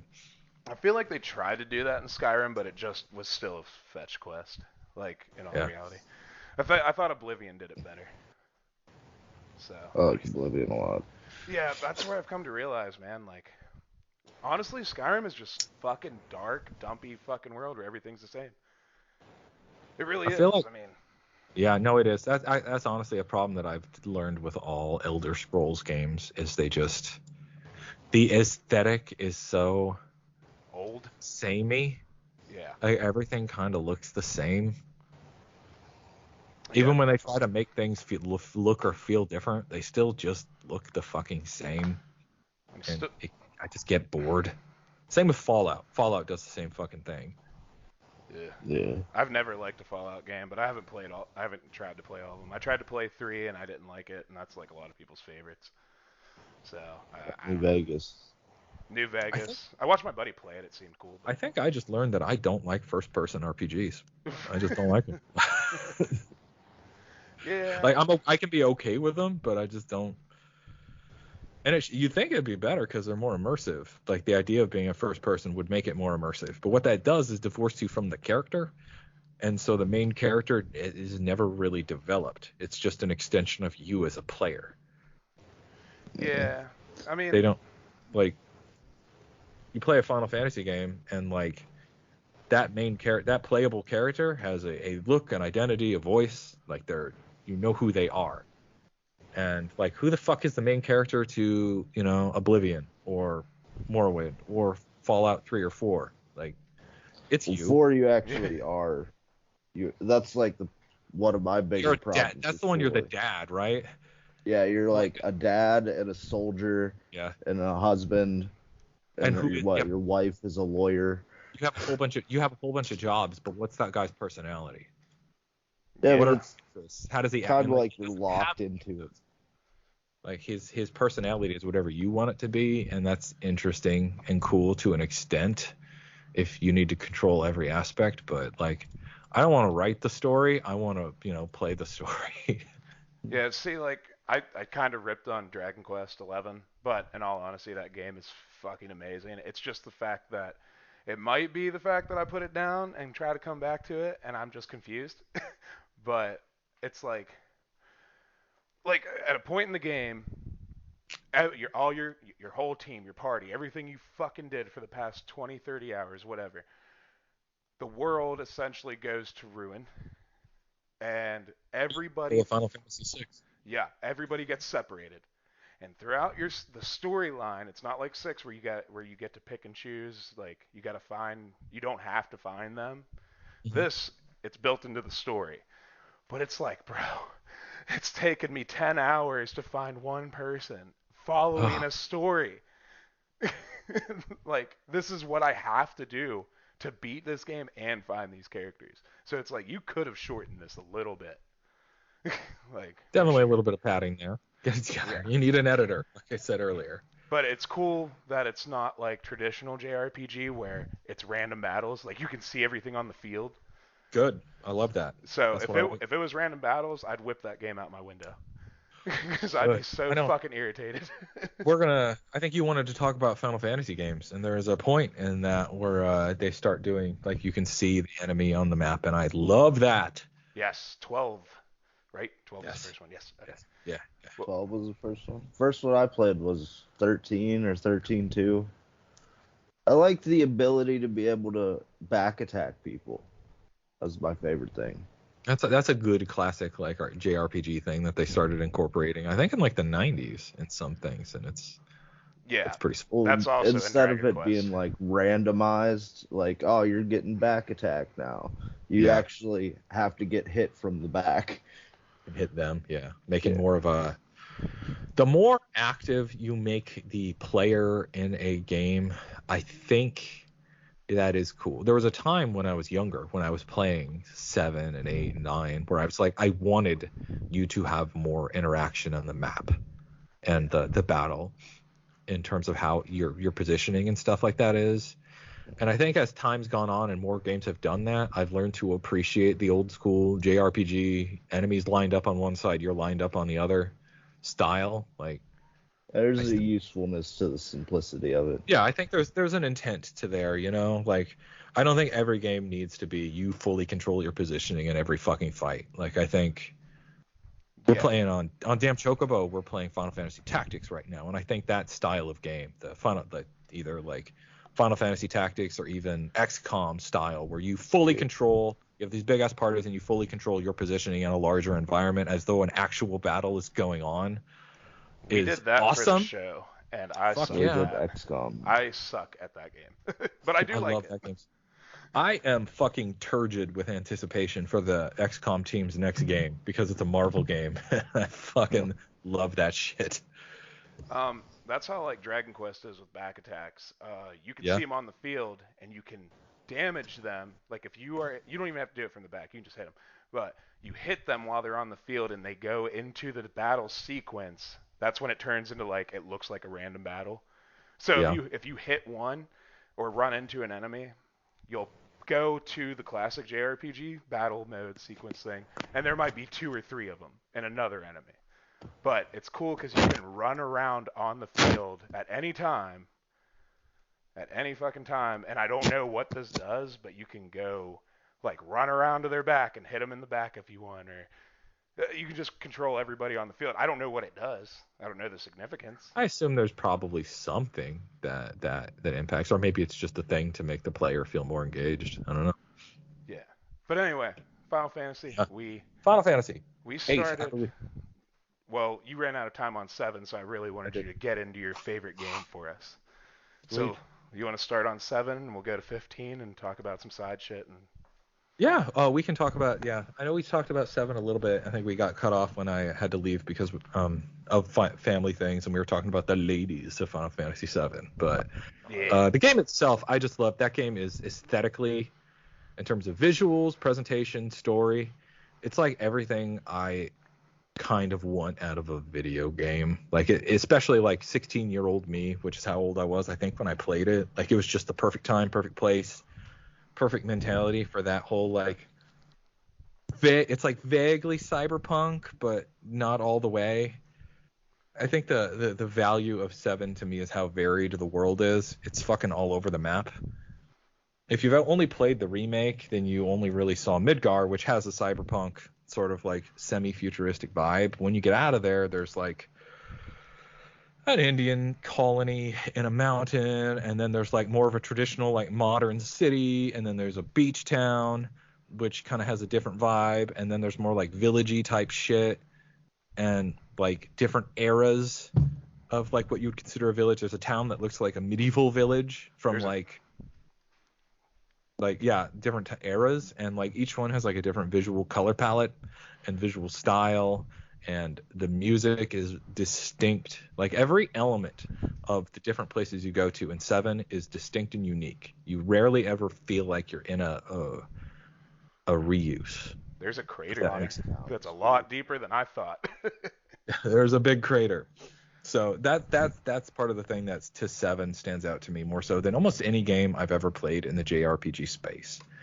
Just the sheer variety of all the unique experiences and environments. Like I need different things to stay engaged because I have ADHD and will get bored and move on very quickly. Yeah, I when think I Suikoden's good for that. It has like a varied amount to it. Sweet. I know nothing about Suikoden except for 2 is extremely expensive. Like, Suikoden 2 is. I love that fucking game and there's like a 8 lot. million playable characters or something like that you can recruit. 108. Yeah. Yeah, and when I beat 7 remake and 7 the original, I think it was last year. I can see why everybody loved the original 7, and I get it. Oh But yeah. I did beat the remake first, and I'm very happy with it. I can't wait to see the finished project. Um, I I don't think see what the big fight's about. I really don't. I mean, yeah, I don't know why anybody would fight about anything about it. so I like, think I'm glad you went back and played the original because I think that's almost essential to the experience of the remake, really. Like I've said this a lot about the remake in terms of it's so rare that a remake doesn't replace the original but enhances it. yeah. Um, I Yeah, don't. see, with like the Metroid 2 um, thing, I think I just look at them like different games. They are just, I mean, same with like Resident Evil 2 to the original, but Yeah. in some ways I could see somebody playing those remakes and being like, I don't really need to see the original. Like, there's enough of the original there that you don't like necessarily need to play it. But there, yeah, Yeah. obviously there's value. Like you could say, especially like Resident Evil 1, the first Resident Evil. Sorry I to love. interrupt you. Just keep talking. I gotta go outside and make sure this dog doesn't dig under the fence. I'll be You right back. definitely take care of that. With the first Resident Evil, is a really good game and it has some flaws, and then they remade it and they made one of the best survival horror games of all time. And it's so good that it like completely eradicates any need of anyone to ever play the original unless you're like this hardcore obsessive super fan. Like, Well, you can go back to the original for laughs because I remember like the voice acting is hilarious in oh, that. it's terrible. Yeah, yeah. It's that the story is like at times kind of really disjointed. Uh, it's all visually not always great. Some of the Yeah. remix, some of the music and the director's cut is fucking terrible because they redid it for some reason. So Yeah, like that's one of those examples of like it just there's no need to ever go back to the original unless you're obsessive, super hardcore, super fan. But with like Yeah. 7, it builds on like it's not even really a remake as much as it's like a sequel in some ways. It's almost like Groundhog's Day, Final Fantasy 7. See, I see it as a different timeline. That's exactly well that's kind of what I mean like Groundhog's Day. Like the characters gradually through the course of the game learn that this already happened. Yeah. And what happened was the original Final Fantasy 7, and this is their opportunity to change the outcome of that, so to speak. So I I think the totally future. missed that. Yeah. Yeah, you're cutting out. You me? I'm cutting out. Rich was cutting out for me. Oh shit. Sorry, man. Yeah, he cut out a couple times on me too.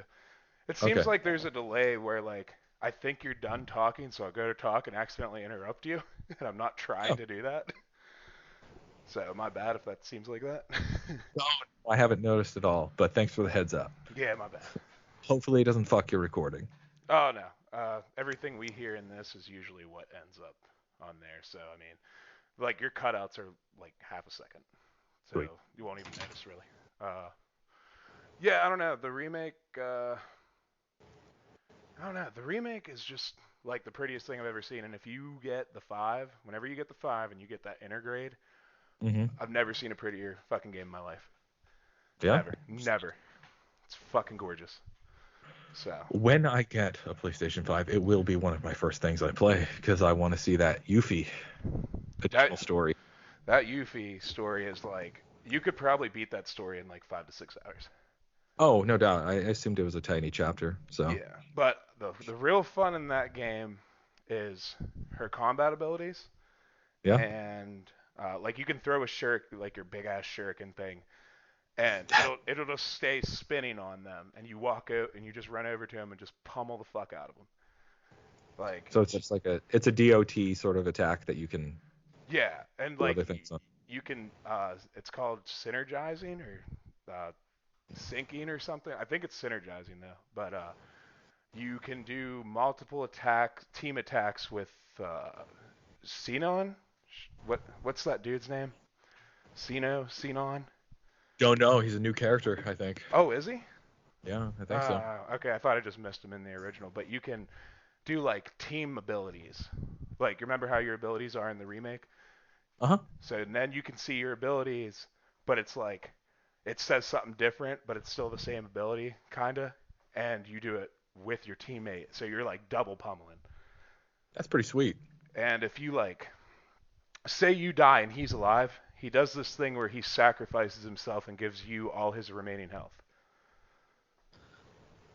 And then Nice. you can just revive him. I And know Barrett. It's not an uncommon RPG sort of skill where like self-sacrifice to heal other characters, but yeah, it's it's a automatic too. Like yeah. you don't get to just play as him. Okay. Yeah, but But you does can she if you're both Naruto alive. run? Yeah. That's the Yeah, real yeah, pretty question. much. Yes, yes, she does. I can't imagine she wouldn't, at this point. That's so ingrained in that style of Japanese ninja. You legit run on walls. Hell yeah. So, but they're only on certain walls that you're trying to like pass over this giant thing in like a factory. You'll see like this like chain link fence kind of deal on the side, and it has like the blue arrow, and you just run on it. But I mean, the game's really cool, and Yuffie's style of play is like my favorite out of all of this remake so far. Sweet. Hopefully she gets more time in the next remake, part 2, whenever that happens. Yeah, whenever that happens, because they're also How many developing parts is it 16. gonna be? Probably as many Who knows? discs. Yeah. I bet you it's the discs. Like goes into disc 2, and then Well, I mean, this one isn't really broken up in the same way that the original one was disc-wise, so I think it's going to go as long as they feel it needs to go, and as long as people are, like, into it. it's like John Wick. I'll make as many as you want. Basically. They'll milk it as long as it does, like, they can justify it.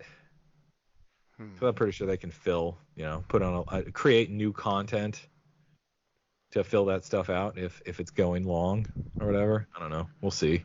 Well, didn't the Let them first just disc end it after you got out of Midgar? Didn't it? I'm pretty sure it ended a little bit later than that. Maybe it was when you reached Calm. I don't know. But I thought they ended on the same terms. But whatever, I might be wrong. So I don't know. It's gonna be good though. They're not. There we go. They cannot Final fuck Fantasy this up. VII disc breaks. Let's see. Where do they end? Do do do do do. I want to see him redo that part. It where, ends at the Forgotten Capital. Yeah. Disc 1 ends when Aerith passes. Yeah. Oh really? Damn, that Yeah, far? yeah.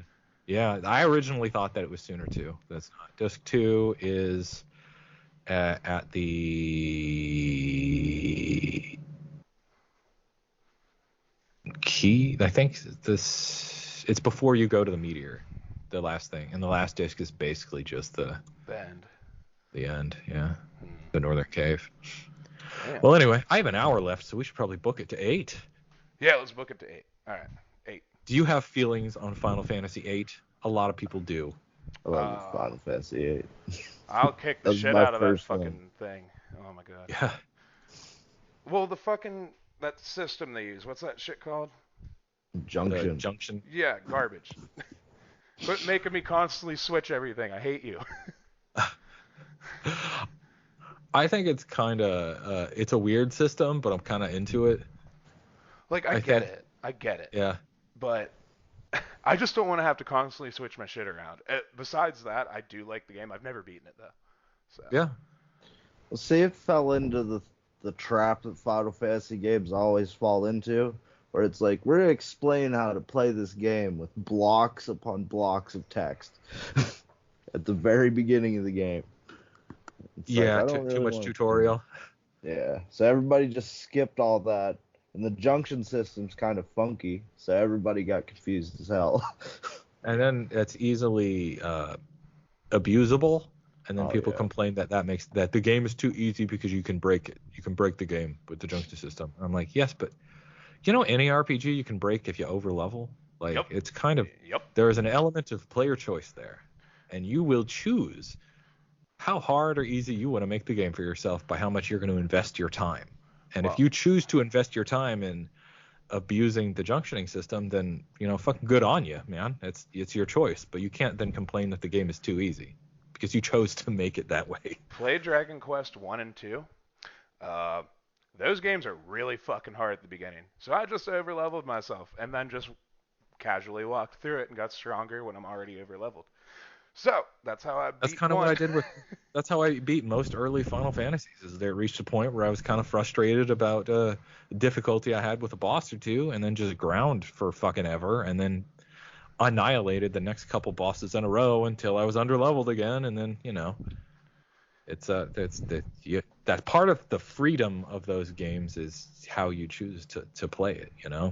So See, the flaw with the junctioning system, though, was that you could level your Aeons but not level yourself, and all the enemies were like scripted to what level you were. yeah. So you could get beefy as shit, and everybody would be weak. Yeah. I mean, even then, like you can, even though the things scale to your level, you can kind of outpace them by having more magic. Like you equip magic to your stats if you have those unlocked, and you can then beef your stats that way beyond. Yeah, but if you get to Yeah. was it Ultima or whatever the hell her name is, the last Ultimacia. boss. Yeah, she has that level 5 death, and if your level is divisible by 5, you instantly die. You know what level's not divisible by 5? 99. Yeah, but you have to like stay right there. Well, since you can't pass it, you hit max level, then you're invincible to it. But you can get to level 100. Not Nate. Huh? I think 8 caps at 99. Nah, I got Squall to level 100 like at the end of the game, and I was like, oh, this is like unplayable almost. That Just fucking gave sucks. up and started over. Huh. I mean, I enjoy playing it so much, I don't really care. I even did all the card shit. That Final Fantasy VIII was, if I recall correctly, was the first Final Fantasy to introduce the cards, and ever since that point, I've ignored the cards because I just don't give a shit. I like the card game in 9, even though everybody seems to not understand it. I don't fully get it, but I get it enough to where I can win. So I think it just appeals, like, if you're into card games are popular with nerds. They just are. That's why Magic and Pokemon are huge. I'm not the kind of nerd who gives a shit about that in a real or a digital space. So yeah, I feel I'm it. a sucker for card games. it's just a hard pass for me. You know All I what? was around. playing Solitaire even earlier. I'm gonna tell you right now, real quick, back to 7 remake. On Yeah. Intergrade, that fucking new what is it? The Mount Hawk thing. What the fuck's that thing called? That mini game. The Hawk Mountain, the RPG, not RPG, the strategy game. Yes, that is fucking awesome in that game. I couldn't fucking quit playing it. I couldn't. I had to beat everybody. Oh, Had to. nice. Oh my god, it's so fun, dude. Wait till you play it.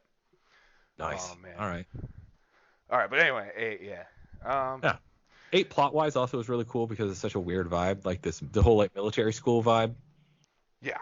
Like Uh, the story in that one feels very unique and justifies its like self in a way that is so different from the other Final Fantasy games that I'll always give it credit for that too. Like I definitely get the like I never went to military school, but I went to college and there are elements of like the way characters interact and the way you're wandering around the fucking like garden that just feels like a college campus. And I'm like, okay, or even like high school if you went to a big high school. My high school wasn't very big, but I still like I feel it, and I think that's cool because there's no other Final Fantasy game that gave me that vibe. And the closest I've ever seen since is like the Persona games. So isn't the I would try fucking to make a isn't the world and all the. Oops, sorry. sorry, isn't the end of that's that delay thing. I'm sorry, I'm not trying to do that to you. Isn't the I'm end of 8 kind of like the end of 15, like where you don't really understand what happens? I don't think it's. I understand both, honestly, for the most part. Isn't But it I like think, purgatory or some shit? There's uh, like two different. There's like fan interpretations yeah, of like yeah, Squall dies at the end of the first one when he gets impaled by the sorceress. Like Mm. everything yeah, else is a dream, and at yeah. the end, it's reality collapsing in on itself. Hmm. I think fans like to make things more complicated than they really are.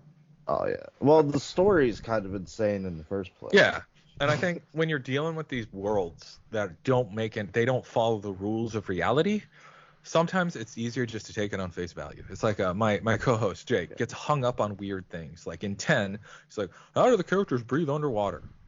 Don't talk The about it. blitzball. Just And play I'm it. like, don't fucking like don't Well, they just fucking do it if for it was Blitzball. important It's they would different. tell you. Who gives a shit? It doesn't import. It's not important. Why can fucking Cloud and Sephiroth suddenly start flying around? In the remake and in Advent Children. You know the answer to it? Nobody gives a shit. Quit thinking about it. Like, and so when it comes to like the ending to 8, I just take it as like, I guess Squall's back. Cool. Do I care where he was or how he got back? Not really. Like, it seems like it pretty heavily hints towards that. So there we go. I know in the end There's of found 15, ends like that too. yeah, end of 15, like I think is like fucking for all intents and purposes, it looks like everybody died. So he's in the Yup. afterlife. That's what it looks like. So I'm gonna take it as that. And if it's any deeper than that, cool. They'll tell me. Otherwise, I don't really care. That's enough for me. Yeah, when we get How? to Why? Don't know. Don't when, care. when we get to 15, I don't want to spoil anything for Mike because I want him to play it so bad. Because the story's Oh no, just fucking awesome. Like it is pretty cool. the shit that happens to them is so fucking horrible. like like they go through some It's tough times. They do. That's the sort of one where I like there's a. We'll talk about it when we get to 15. Yeah, yeah, yeah. Final Fantasy 9. It's a good game. I don't know. It's a little goofy. You love it We though. just started playing I love 9. it. Yeah, Mike doesn't understand how animals work in this game. It's confusing because there's animals that are There's like sentient, and then there's people, and then there's half animals, half people. So it's like there's some freaky shit going on. it's sort of like if you think too hard about it, like who are they eating? Like who's the cattle? Like are they eating meat? Do they have hamburger in this world when there's cow people? Are there regular cows? Does it matter? I No. don't think Don't about think. the eating. I'm trying to figure out who's fucking. You know what? Shit gets Easiest weird. answer. Everybody's fucking. They don't care. Gross. Yeah, It's not our piece of shit. yeah, If it can nine's fuck, you can fuck it. why Yikes. the guards in Well, it's a thing. Alexandria wear thongs. Yeah, the soldiers wear thongs. That's fine. Matter? No. Is it weird? Yeah. Do I care? Not really. Is it protected? Maybe they're magical thongs, you know? See, nine's like a really fucking good game. And Nine, its power is like it really, as these games got on, I think they learned that 6 on, they start doubling down on the emotional impact. And so 9 is like the continuation of trying to make you feel shit. And a lot of that really is going to come down to, if this is your first time playing it, Vivi's experience, ooh, yeah, that's rough. kind of like what's going on with uh the pink weird dude whose name suddenly escapes me. Who dressed Quina. no, the villain, who fly, the Kuja? opposite of Kuja. Yeah, like Kuja and Zidane's thing. They have like a lot of real emotional shit, and I think that's kind of good. And but especially Vivi, like Vivi gives me feels. So Oh, I yeah. think that's really ultimately the overall impact of that game comes from. So I think they went overboard in 8 with the emotional shit, where it just comes off like a parody of itself. It feels like a CW soap, like a Yeah. CW teenager show. Yeah. And like there are times where I think it's a little overwrought when like they all realize, oh hey, you've been playing this game for like 40 hours, and oh by the way, we're revealing that we all went to the same orphanage and we just forgot. Yeah. That's Right. ridiculous. And almost trying to write in the Guardian Forces summons into the story too much, but whatever. If that's what you want to do, it's such a small part of the thing, I'll let it go. I don't know. I like soap opera bullshit. I'm an X-Men fan, and that's pretty much what those comics are all about. So give it to me, basically. Yeah, so I forgot to tell you, Mike. When I said I had 50 hours in 9, it was on the remake on 7. This one I had 32 hours on. Now keep in mind, 5 to 6 hours of those 32 hours Oh. were me getting drunk, pecking at the fucking ground at 3 times speed, trying to get that fucking crazy weapon for the end boss. The Chocobo mini games in that game are both awesome and infuriating. Yes, that's why you got to turn on times 3 and just peck the fuck out of the ground. I think that the concept of like Chocobo Hot and Cold, where you're just like trying to find shit, and like the version where it's like things are hidden throughout the game overworld, and they just give you like an image hinting where it is theoretically awesome. Yeah, But it's a Sounds massive terrible. pain in the ass to engage with. it is based on luck. It is. It shouldn't be, but it is. Now, 3 times speed gives you triple that luck, so just run that. Because, like, really, you don't need to spend solid, like, normal pace time in that if you're just trying to get something done. Keep 3 times speed. Still took 6 hours. You know Like, what? Final Fantasy IX does have one of my favorite side quest mini game sort of things in any Final Fantasy. Like, you know how we were talking earlier about how Witcher like writes side quests to where they feel like a separate story. yeah. Um, I kind of like it's not exactly that, but I feel like it's vaguely reminiscent. The Moogle Mognet subplot. Like it's Oh, super the mail. half. Yeah, where you're running around and delivering mail, and then you find like where the Mog's like mail office is. It's like a secret place in the world, and there's like just a little subplot going on there, and it's like goofy and a side thing. It's not essential to the story whatsoever, but it's charming and kind of amusing. And it's one of those things that I always like to do when I play that game because So there's a tone to it that I find amusing. See, we played up to, like, the grotto or some shit. That grotto with the bells. Yeah. Gazancio. Yeah, whatever. I'm glad I did this before and knew not to do it, so I could laugh at Mike when he did it. He texts me, he's like, "Well, I went up top out of the thing, and the fucking dragons are up there, man. Kick the fuck out of you." It's like that's the peninsula of power in this game. Don't go there. Don't do that. That's where you want to level, go back down, heal up, come back up, level, go back down. So, see, like your interaction with like what the moguls or whatever fuck they're Yeah. called, they're like always like a little humorous like outlet throughout the entire game, not just the mailing thing. Yeah. yeah. I Uh, like how when they like just that when you interact with them to save, they like jump in the air and do a flip and slam the book down. I'm like, fuck yeah, like Yeah. I'm into that. They're like, fuck yeah, we're gonna save your shit. Good job. I'm like, yeah, man, Yeah. good on you. I'm glad So you're as excited about this as I am. I was the type of person in like Pokemon where I'd save the game like 10 times in a row. So like whenever I'd play this, it kind of like drags for me because it's like, did I save or did I forget I saved? Because I'll save and walk away while it's saving and then come Oh. back and it's like, am I in this menu because I want to save or because I just saved? Been So I there. save more. I will many times resave multiple times in a row just because I have a brain fart in the middle of doing it and can't remember if did I save or did I go into the save menu and back out? Yeah. Oh, since Jake's not here, I wanted to throw this idea to you, Rich. You need to send me the file where he does all the Jim Carrey impressions. I'm going to cut out every single one of them. And then I'm going to put in the background through all these things that song, Wherever You Go, Whatever You Do. And we can put a little memory of Jake since he's fucking In the not middle. here. Where is the do you remember what episode that is? It was one of the 15 episodes. This whole week I've been listening to the 15 Okay. episodes and the 12 episodes. Okay, So I sweet. could I'll remember try some to things to talk about. I will try to go back to those and find them. If you can fucking cut them Speaking of Final Fantasy, let's move on to Final Fantasy X. 10's a good fucking game. Another one of those games with lots of emotional shit, but it's definitely got a little bit of that like CW teen drama fucking built in the back there, with like the famous like Tidus and Yuna in the water looking at each other all Yeah. doe-eyed. I I like was how just they made thinking of that the the laughing title now. scene. Right? Yeah. I mean, that's like the emotional backbone of the story, so it kind of makes sense. I think that game is single-handedly responsible with making like 75% of the female fan base who's into Final Fantasy into Final Fantasy fans. See, I'm not even Maybe. into Yuna. I'm all about that Riku. Oh All shit! I mean, Lulu's my jam, but like I can feel why anybody would be into any of these ladies. that part where you're Or like, I'd dudes, rather they're all have you. badass. I'd rather have you, Riku. Everybody's pretty jacked in this.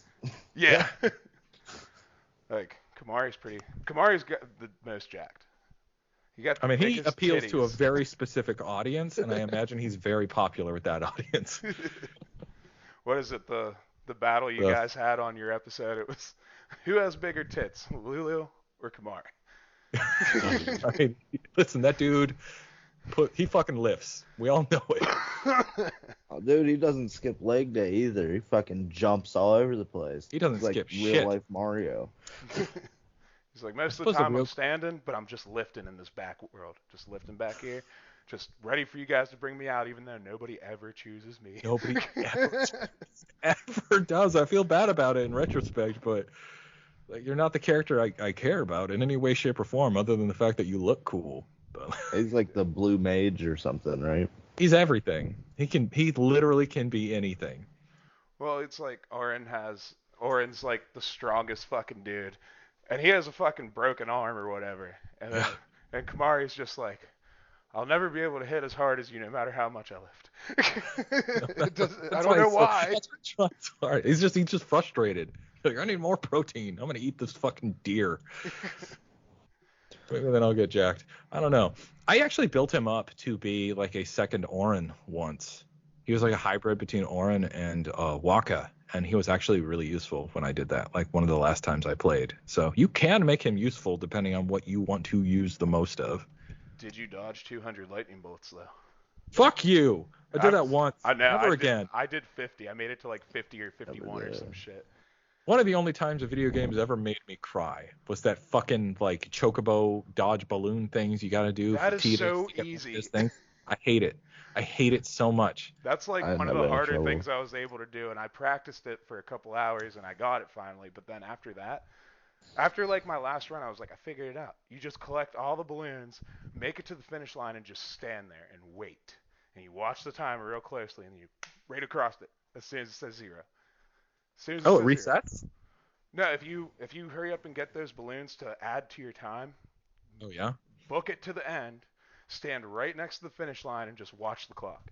And do that until you get it. It's the easiest way. I'll have to keep that in mind. Yeah. I mean, I don't know when the next time you're going back to do that, but Probably not anytime soon, let's be honest. My kids are going to be 18 before I get a chance to play Final Fantasy X again, so I got a ways to go. yeah. How'd you feel about Blitzball? I love liked it. Blitzball the first time I played it, not because I played it, but played the Blitzball because my roommate Ian, he was like, my freshman year of college, I had a roommate who was like, I'll fucking play that, and I was like, fuck yeah, dude, you do it. He did it all for me. Well, you think it's just math, like basic math at first, and then it's like, oh, sometimes it's -2, sometimes Yeah. it's +4. It's like, what the fuck, dude? The What is last this? I played, I tried to give Blitzball a serious fucking go. I really did. And I just got to a point where I was fucked. And like there are times where you're just gonna get fucked and you're gonna have to go through the goddamn tournament again. And I was like, how's about this game can eat shit? Like I'm just not gonna do it. Fuck you. I went through like 5 seasons undefeated. I love Okay. Blitzball. Blitzball, like, those mini games are that they'll hit a certain person perfect. And my old roommate, and apparently you were hit just right by Blitzball. Oh, So yeah, I good played on it a shit you, ton too. I hate the spin game. That's the worst thing ever. Spin game. Was it you have to do it to get Waka's weapon all the way up or something? Oh, the slot reel. Okay, yeah, Yeah. Yeah. fuck that shit. That shit sucks. What is it? The fucking the Blitz. Oh, did either of you guys ever get Jack Shot 2?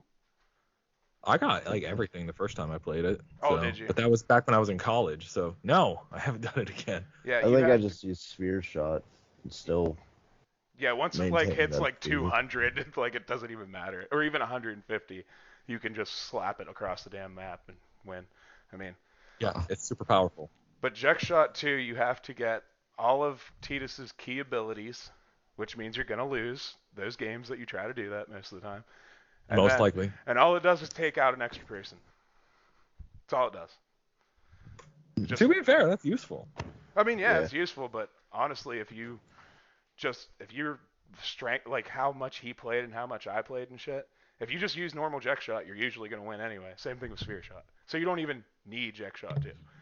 It's kind of that point where you've over leveled so much that it's useless. That's Yeah. that sort of thing. Yeah, there was a point where I was just shooting normal shots across the whole arena and getting it. A lot of games love to do that, where they'll give you an uber powerful thing as like your final prize. But like by that point, you've You don't already need it. beaten everything, and you're super powerful, so it's useless. So Yeah. yeah. thanks for this fucking trophy, I guess. Yeah. Do you Huh. have thoughts about? Sorry, go ahead. You were gonna say a question. I was just going to remind you of a terrible time in your life. How'd you like Unalesca?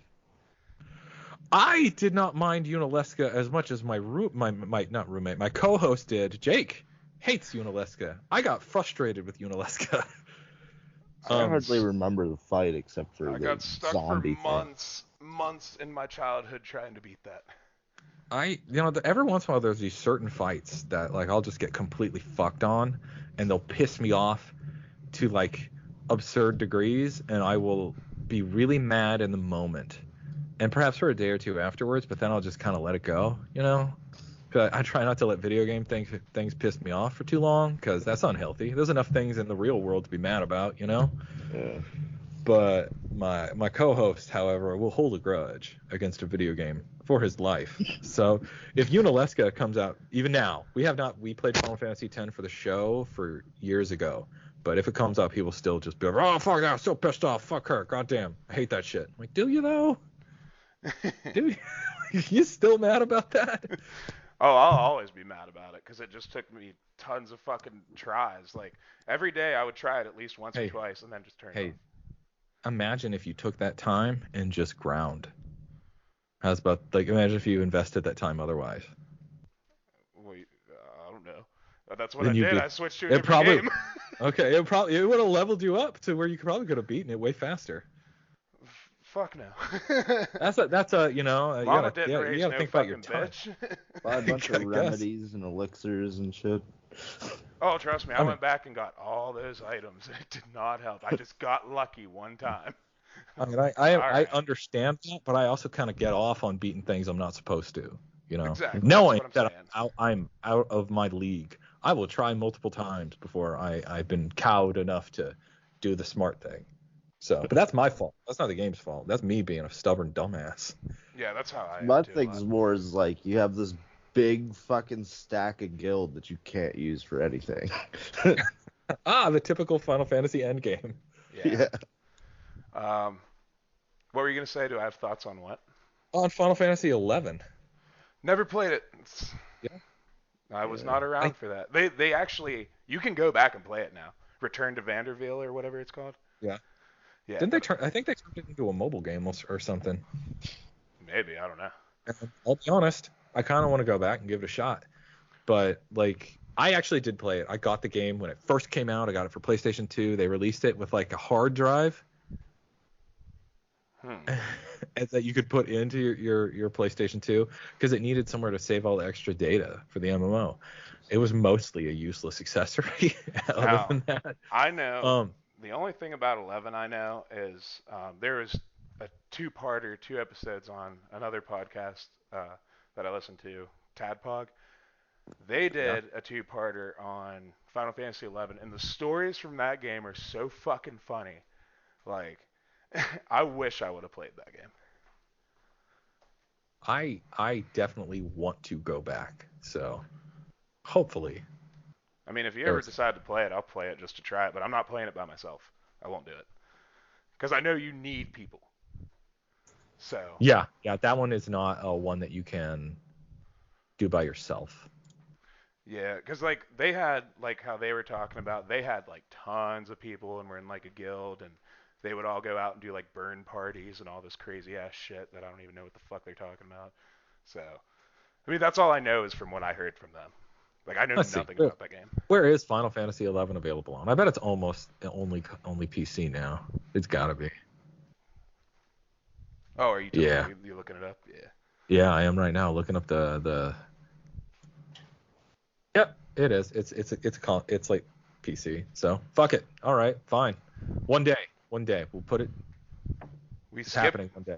We did skip one though. 10-2. Oh, 10-2. Yeah, 10-2 is great. I know a lot of people hate it because of the whole like, dress fears is girls who change their costumes, and I I'm like, love it. do you not know what a job system is? You know, one of the most famous Final Fantasy fucking trademarks of all time, because that's all it is, just with a goofy name. Yeah, me and See, I Mike didn't actually know love how that to. game. Yeah, I love the game, but like I didn't know that you could turn off the transformation sequence. So Yes. that's pretty sloggy, and it's like you're always like a Sailor Moon type thing.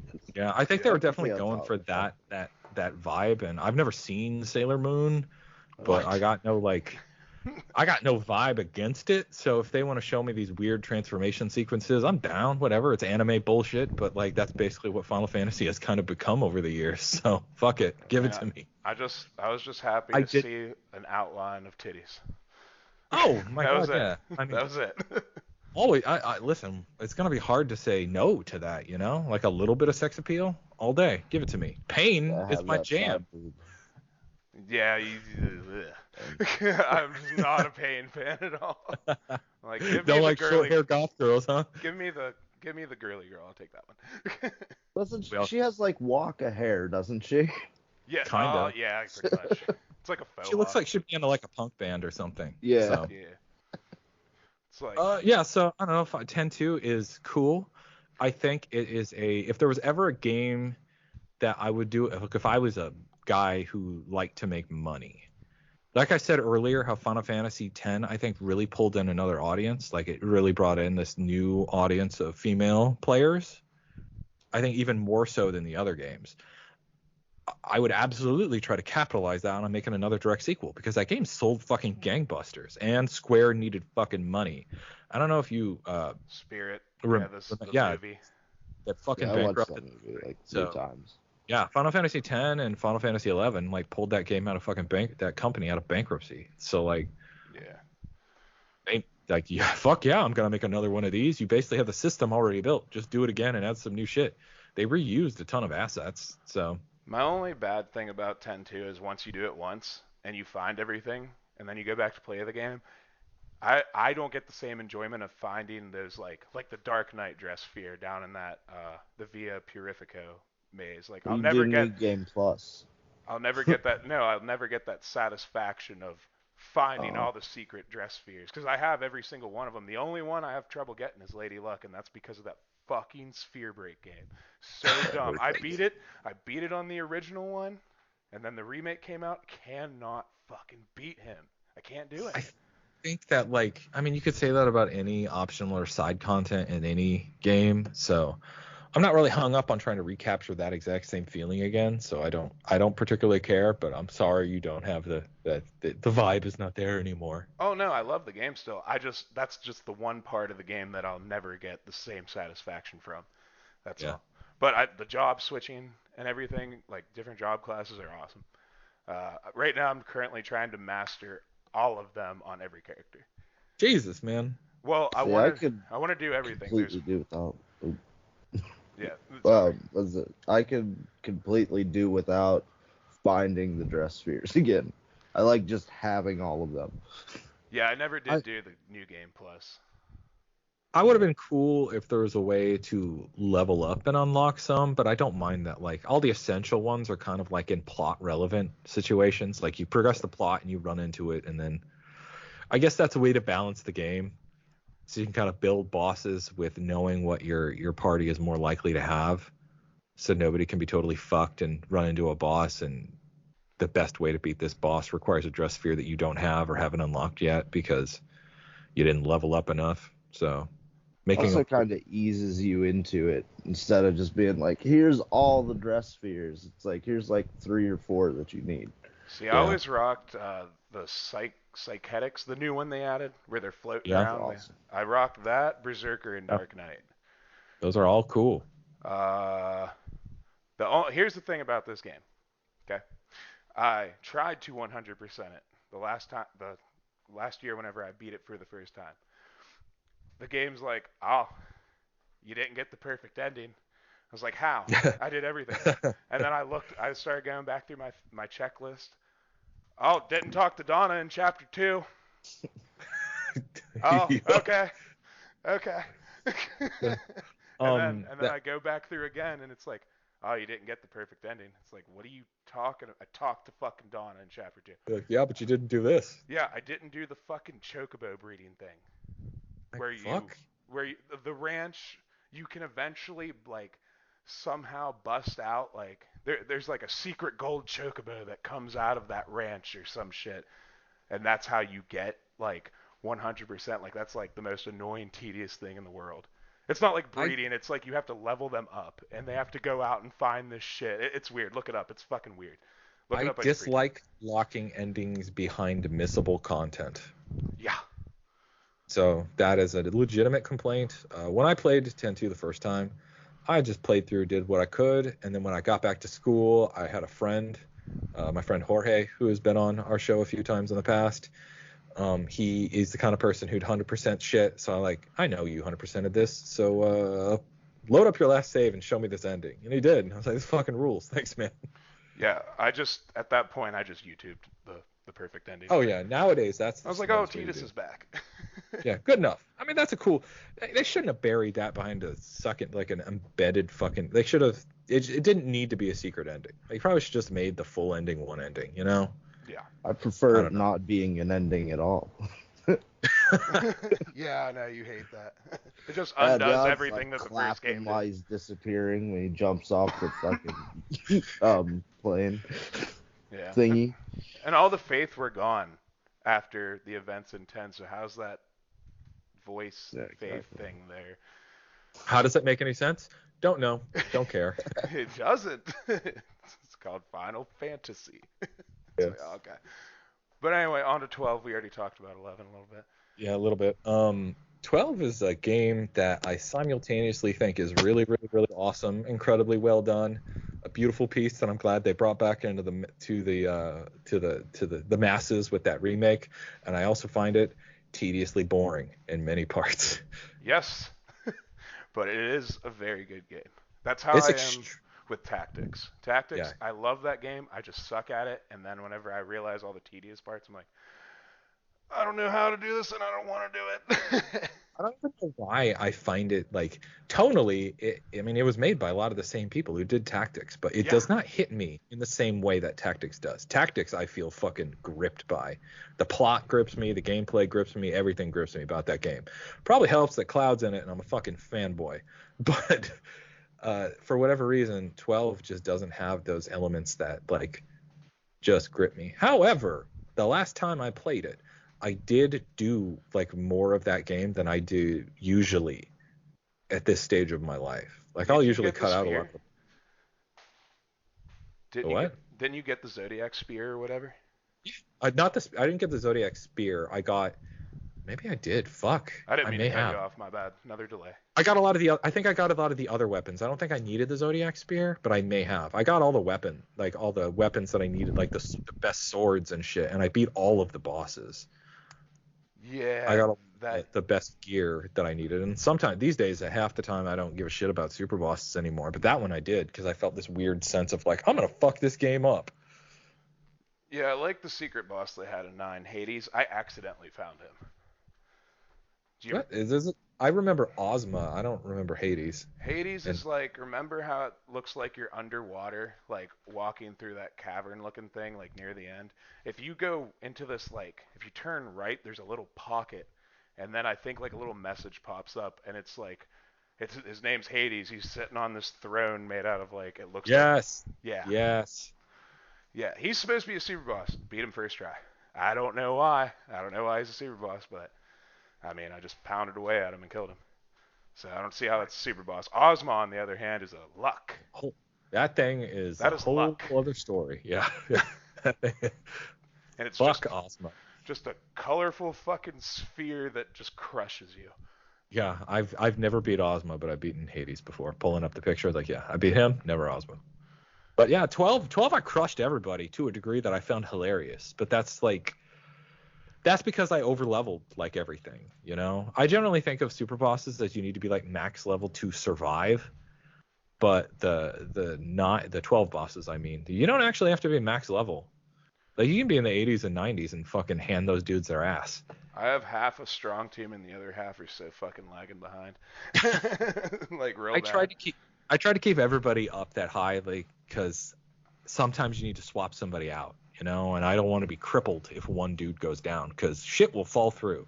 See, I think I did a shitty thing and fucked up. So since this is my real first time playing through this game and it's the remake, you get 2 classes. I Yeah, feel like I didn't match classes enough to where they complement each other. Like I have, like Pinello is yeah. a black mage and a white mage, and like Vaughn is, I think he's a warrior and a monk. So I'm just hitting shit. Like uh, Bosch I has like a katana and a gun. I'm pretty sure. So I don't know. I did put a lot of thought into how I matched up my classes, but I don't remember what I did, but they did feel pretty complimentary. And I mean, the thing about that game is that it's designed to be beatable with one job class. Oh, is it? Yeah, All like right. that dual class thing is from the international release of it. The original release, Yeah, I know that. yeah, and and I think in that one you could only pick one, and then the remake, the HD version allows you to pick two. So it's like you only need one to beat the game. So the fact that you get two means there's two different directions to develop your character out in. So, you know, Oh, just fucking ignore one if you have to. Just build it out how you feel makes sense, and not don't get too fucking hung up on, you know. I think What?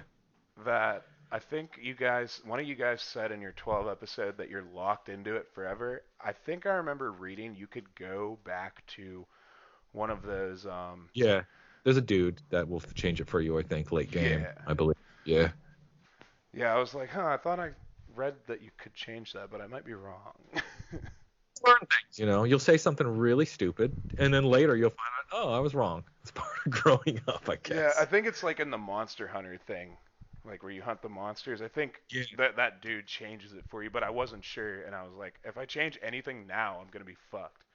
Because I bet you if you change it, you have to start over from fucking zero. You know what I mean? No, I bet you can. You know, I would make a save, try it on there. It might give you all your points, and you just reallocate.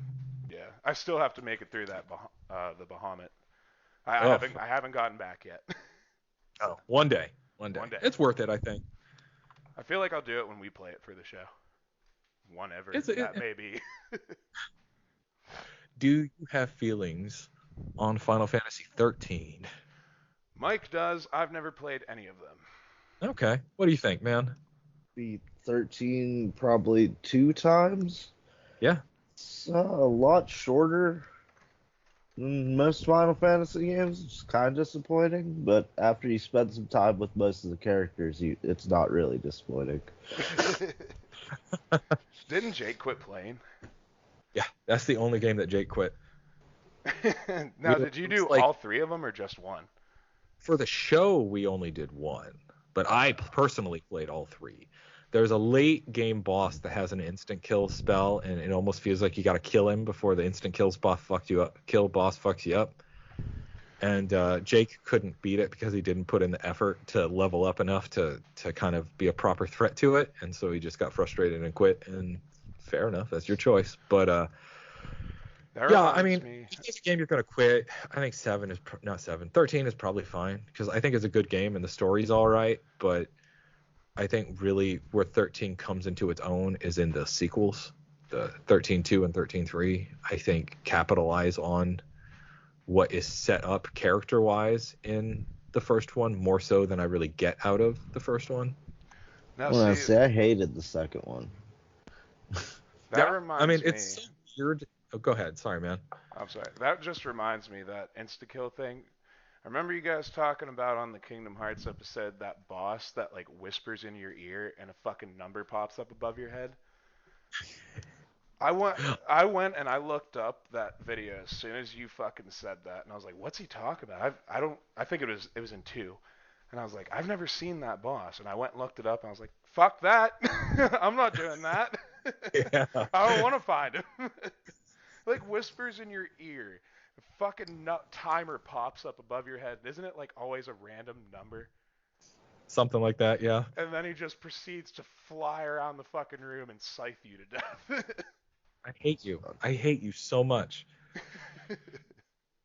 I can understand not liking 13 too, but at that time when I played that, I was in the midst of watching Doctor Who with a bunch of my friends here, and that weird like alternate dimension time travel-y bullshit, and like just kind of fit like with what I was doing like with my friends in my life, that it seemed like they were complementary. So I was kind of into it. It's just so like I that kept chair. getting lost. Sorry. Oh yeah. Yeah, so like I would have to go through every single timeline to find where I was. Oh yeah, I did too. Yeah. Oh my god.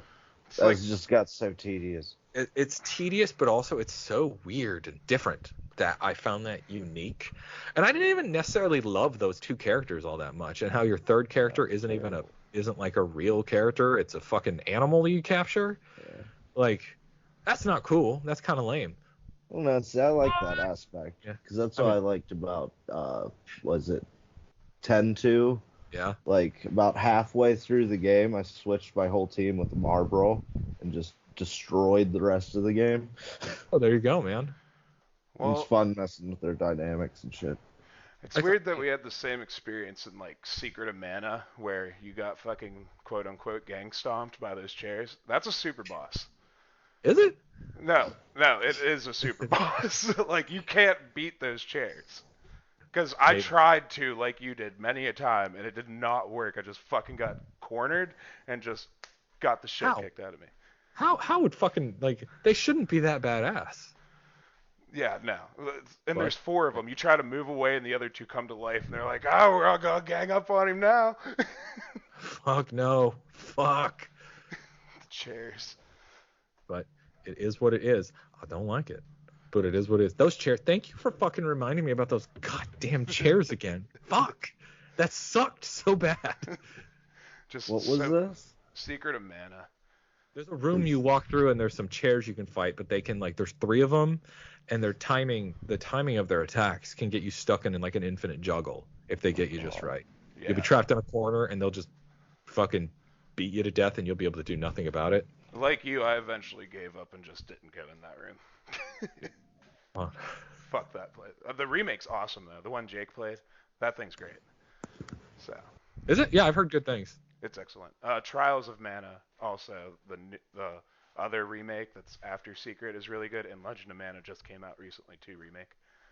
Wait, So I've heard good things. so I've only played the original Legend. I have the new one, but I've never opened it yet. So, uh, Nice. but anyway, 14.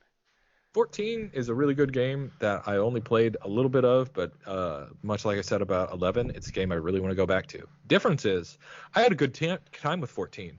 I didn't really have a great time with 11. I was mostly kind of bored, and I didn't have a team to play with. But 14 is designed to where you can have a good time by yourself. I bought everything for 14 on console, and that button layout for your controller, I was like, yeah, one day I'll get a PC and just get it for that because there's no way I'm doing this. I Like, just bought I used a keyboard in conjunction with the controller. yeah, I read you could do that, but I am Yeah. not a keyboard guy. So Oh, when I eventually make this jump to trying that on PC, I'm gonna have a hard time regardless. So, like, I'm just shitty with a keyboard. I mean, I can type fast when I have like my two index fingers just going at it, but I can't type like a normal human being. I can't fucking do it. So it's like, oh, I gotta message this dude. Yeah, he left. I didn't have time. So, it is I thought the experience was really good, and I keep seeing people say it's one of the best stories in the entire franchise, and that seems ridiculous to me on one hand, but on the other, it's so long, and there's so many expansions that like you got so many opportunities to do an awesome story that at that point it's hard to miss, you know? Like, It's yeah. like a TV show versus a movie. yeah, like The if game a is pretty show, cool, like everything that I saw in it in the time I played, but it's just like I had shitty controls. I couldn't do it. I also do not have the time for an MMO at this point in Yeah. my life, and I don't know when or if I will ever have the opportunity to give it the time that it needs. But I really want to because all I ever hear is it's fucking praise. So See, I'm props to playing it, you know? Destiny.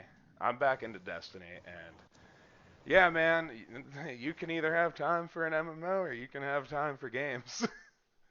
I So, kind of wish that they designed those games with like almost like single player mode.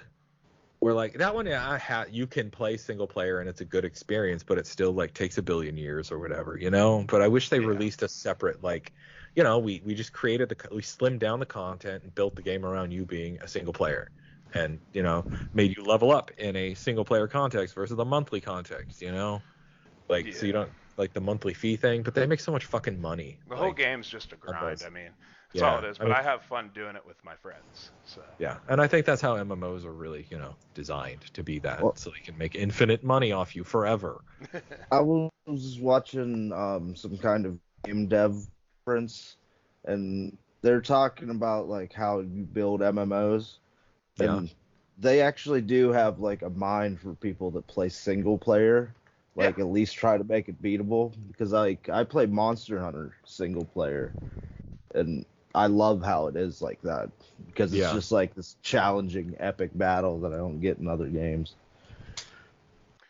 yeah. Destiny, you can definitely do all the expansions single player, but what you're missing out on is like the player versus player and the raids. The raids are what got me to like when D1 came out. That's what made me quit. I could never do a raid because I didn't have a team. I didn't know how to do a team. This is my first MMO, so I just quit. Then Daniel, when Daniel lived here, all he did was play D2, which is why we have a tattered couch. So, so he taught me how to do it and what to do, and now it's like, oh, this is so much easier than I thought it was. So, but doing raids is like my favorite fucking thing. So, I mean, I mean, any of these types of games, the entire purpose is to kind of do it with your friends and have memorable moments with your crew. that's how Halo Yeah. was for me.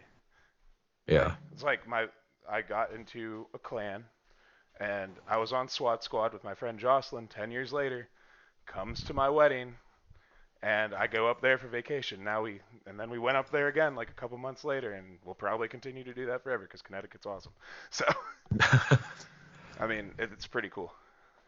But, I mean, you'll never get that. You're just gonna be chasing the dragon after Halo. I will always chase chase that dragon, I will never get the same feeling ever again because that was like my first multiplayer experience. So it's weird. It's nostalgic. Yeah. I think not my first multiplayer experience ever, but like the best co-op experience I ever had was the first time I played Resident Evil 5 with Jake. Oh, nice. So like I'm never gonna have that experience again. So I totally understand you. Like Yeah. there. Like we've gone back and replayed 5 numerous times since then. Like it's never been the same as like that first like month where all we did was play that like every day, over and over and over and over and over. So I feel you. Yeah. Well, when I These say co-op multiplayer, games I like mean that are like fun. online multiplayer. Yeah, yeah, Yeah, yeah. yeah. I know what you mean. Just like applying it to a slightly different Oh well, I didn't know sphere. if 5 was online or anything like that. That's why I Hey, was I asking. mean, yeah, 5 is online. We did it online, but it wasn't like MMO or like versus other people. It's just us two Yeah.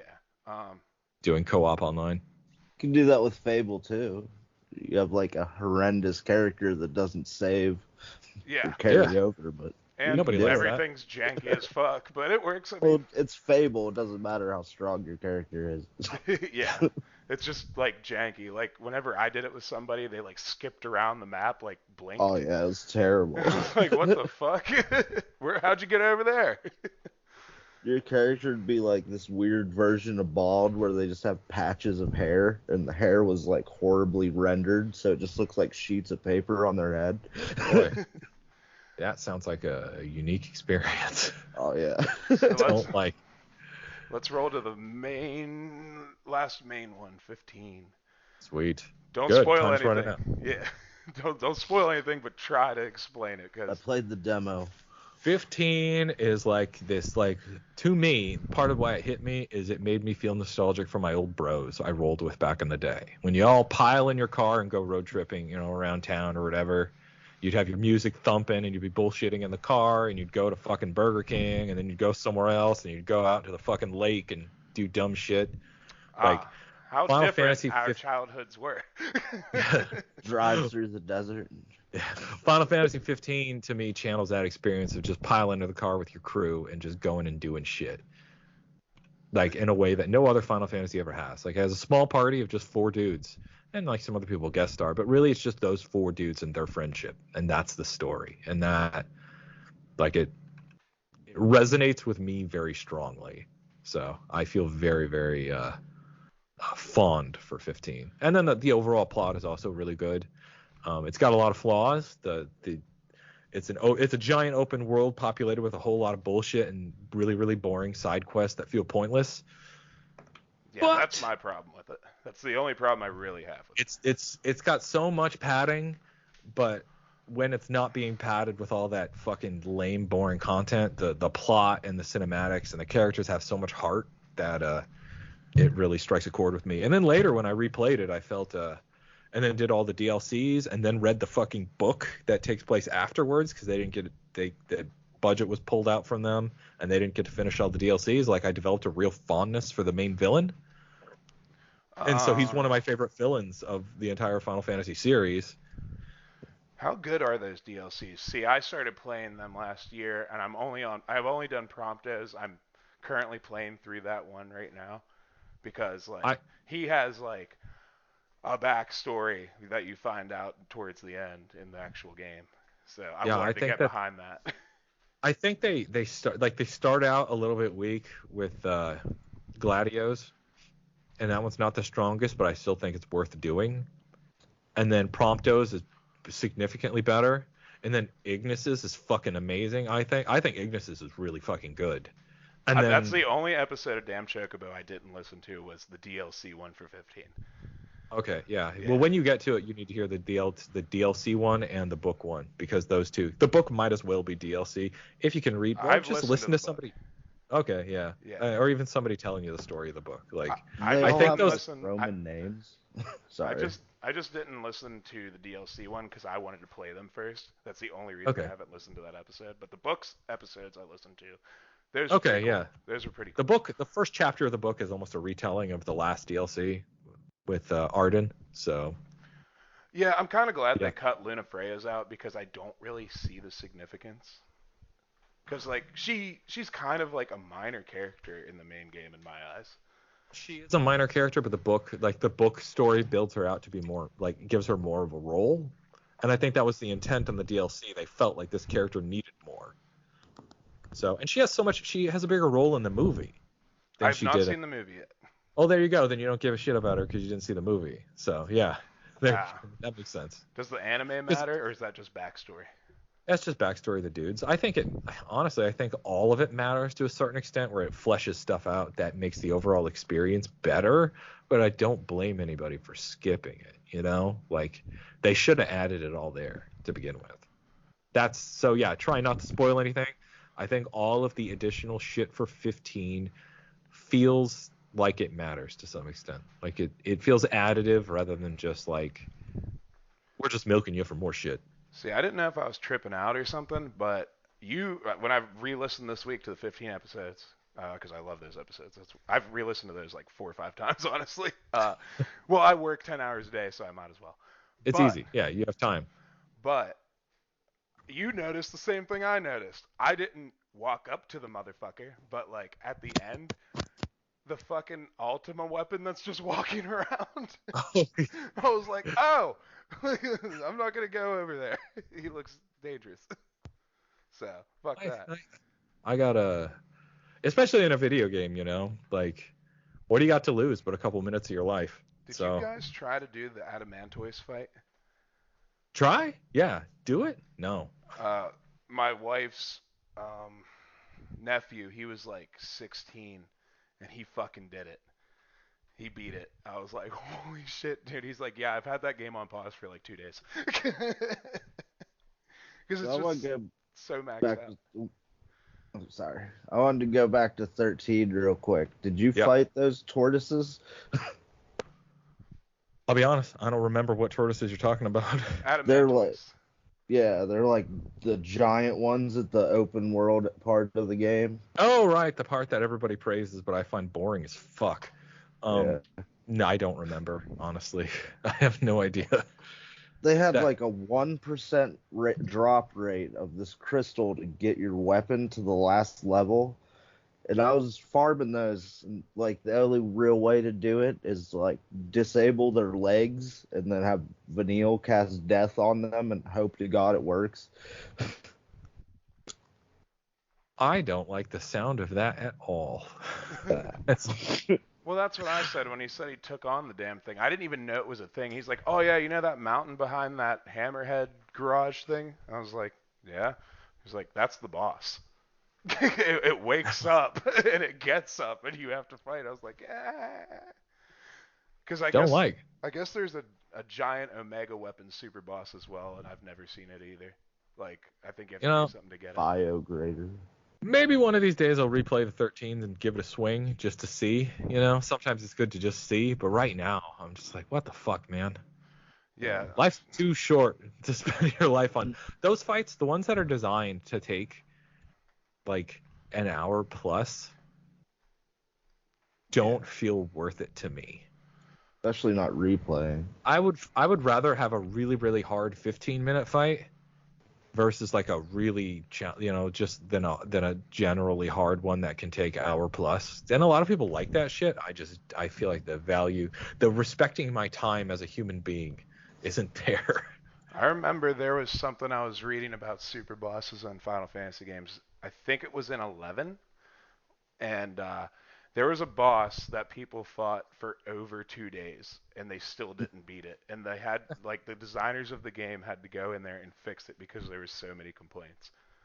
Like, I guess a team fought for like 46. No, it was 46 Oh hours. yeah, I yeah, think yeah. it was. Most of the hard, there's it's either Absolute Virtue or Pandemonium. It's like this giant dragon-looking thing. Yeah, yeah. I think that's what it looked like a dragon to me. I don't know what the fuck it was. But I don't even. Pandemonium's super boss in 10. This is I mean, it brings No. it back. Oh, Yeah, is that his name? Panamanian? it's a different. Yeah, it's I'm looking right now. Oh, there's a couple. There's also Agrolith the Zero, Pandemonium Warden, and Final Fantasy 11. Yeah, okay, there It's like you this dragon that's chilling on a fucking throne. go. Okay. First released, the first clan to take it on took 18 hours. Took And they 18 hours. and they gave up. What was that I before or would. after the nerf? Because the And article then I they read. nerfed it to make it. They ramped the difficulty and made it a 2-hour timer. Yeah, see, this is why I hate Facebook things, because it was Oh like my the god! list of 10 fucking. Absolute Virtue from Final Fantasy IX. Fucking, they tried to do it in 30 hours, and they scaled back its stats. Jesus. Yeah, the to Facebook thing that I read was saying that thing from 11 took 46 hours. This is why I hate Facebook. Fucking sell me No. shit that I don't get and fucking lie I mean, to me. they have. In those early days, I bet there were groups that did take that long. Fucking You liars need an and IV thieves. drip at that point. Yeah. I mean, you have to have a crew that, like, you guys are gonna hide in the corner, and while you take a nap, and then we're just gonna kind of like survive just enough. Yeah, fuck. I mean, all there's Terrible. fights that are like huge groups of people. So Yeah. Now, how many spin-offs have you played of Final Fantasy games? oh my god, I feel like non-numbered ones. Yeah. So like Tactics. Would you consider Dissidia? So Dissidia, Tactics Advance. I love Tactics Advance. That was my first Tactics game, actually, and I love it. Tactics Advance, Tactics Advance 2. I never finished either of those, Advance and Advance 2. Guys has a bunch of Final Fantasy characters in it, but I don't know if I'd call it a Final Fantasy game, but I played that.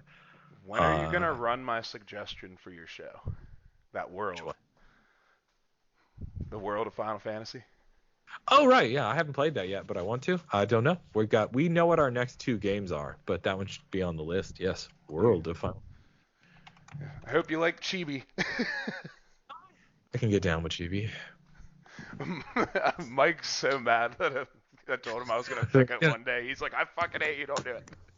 I'm disgusted by it. If the experience and story is good, I can overlook that aesthetic. The story's excellent. The only thing for me that is just off-putting is the fact that it has a Pokemon mechanic. But everything after the Pokemon mechanic is cool. Like, whenever you customize your stats, like give this one fire and this one fire, and then you got the fire spell if they're both in the stack. It like upgrades for you. That sounds okay. Yeah. That sounds like a cool mechanic. It's just you have to make a build. You're making builds the whole time. It's pretty cool. That's okay. And on that note, as much as I'd love to stay and talk more about Final Fantasy, I think I got to cut it out for the day. Thank you very much for inviting me on again to kind of finish up our Final Fantasy talk that we began months ago. Yeah. Thanks for giving us your time. Definitely. Absolutely. Thank you. And that I appreciated it. Had a good time. Had a couple drinks. Looking forward to maybe talking to you again another day. For sure, man. You guys have Always welcome. Do you have a wrap up that you like to do? I can hang out for your wrap up, or why don't you plug yourself for everybody? Oh, okay. If you didn't know, I'm Rich from the show Damn Chocobo. We talk about Final Fantasy. I'd like to say exclusively, but that's total bullshit because we talk about a lot of nonsense as the kind of like opening of every episode. But mostly we talk about Final Fantasy. We play through each game in chunks. So we would pre-decide we're going to play Final Fantasy for up to X point and then play these games over the course of 5 to 9 episodes or whatever. So it's a fun time. I do it with my friend Jake, who guested with me the last time I was on this show. We have a good time. Sometimes we don't. But otherwise, if you like Final Fantasy, then that is something you should check out. Where can they find you at? At damnchocobo.com or at damnchocobo on several social media sites that we barely use, but we're there. They're there. What was that? Oh yeah, they were talking about when to shut the door on this shit. So everybody fucking go follow them so they don't shut the door on this shit. No, we will make it to episode 200. That is after that we'll reconsider because that's a long ways off.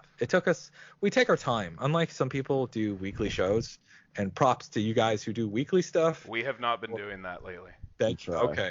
We don't have the energy to do that. We're both in our late fucking 30s. I'm so close to 40. I can smell it. it's props to anybody who can keep that shit up, but that's not me. I don't want to do it weekly. We play weekly in anticipation of recording whenever we fucking get around to it. I am tired of doing it weekly, man. In all honesty. Most people, like, if there's anybody you've listened to who does a weekly show, it's hard to keep that unless you're doing it as a job. It's your profession. Exactly. You make money doing it. It's hard to do. There are other Final Fantasy shows who started doing weekly, and like, I don't listen to other shows really because I don't got time for that shit. But from what I understand from other people who listen to our show, they're just like, they lose passion after a while, I just like to give myself time to play other games I want to play. And you should, enjoy your life. And if you're enjoying what's going on, if you make this thing that you're not making money on your job, and you're just doing it for like charity essentially, then like you can develop like it feels less like fun and more like an obligation. And then it becomes a chore.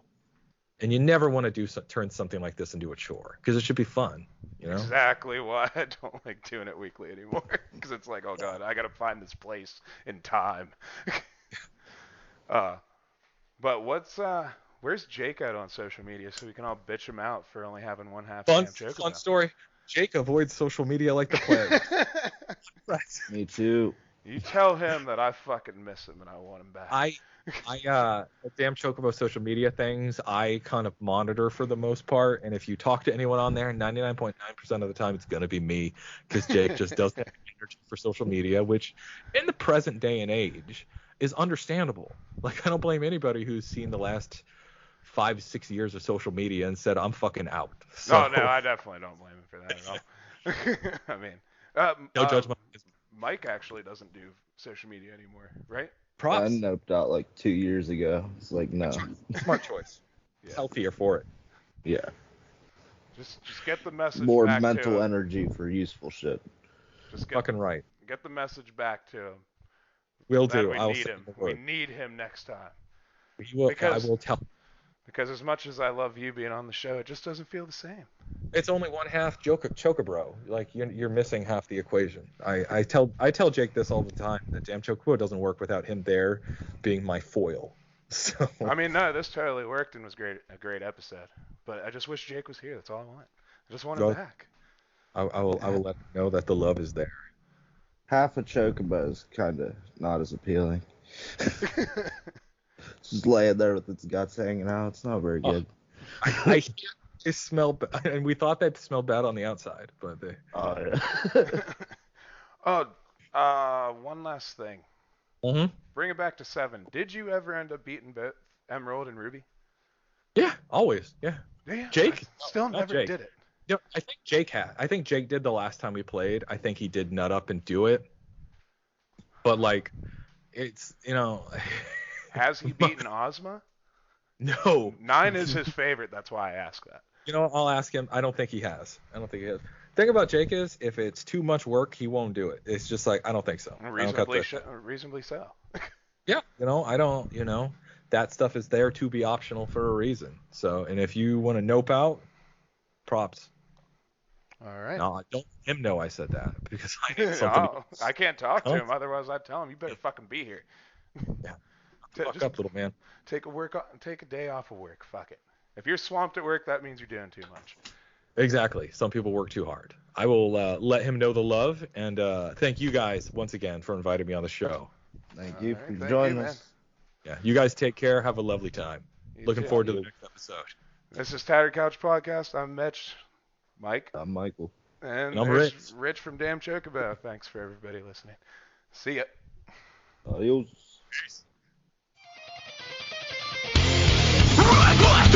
Your blood.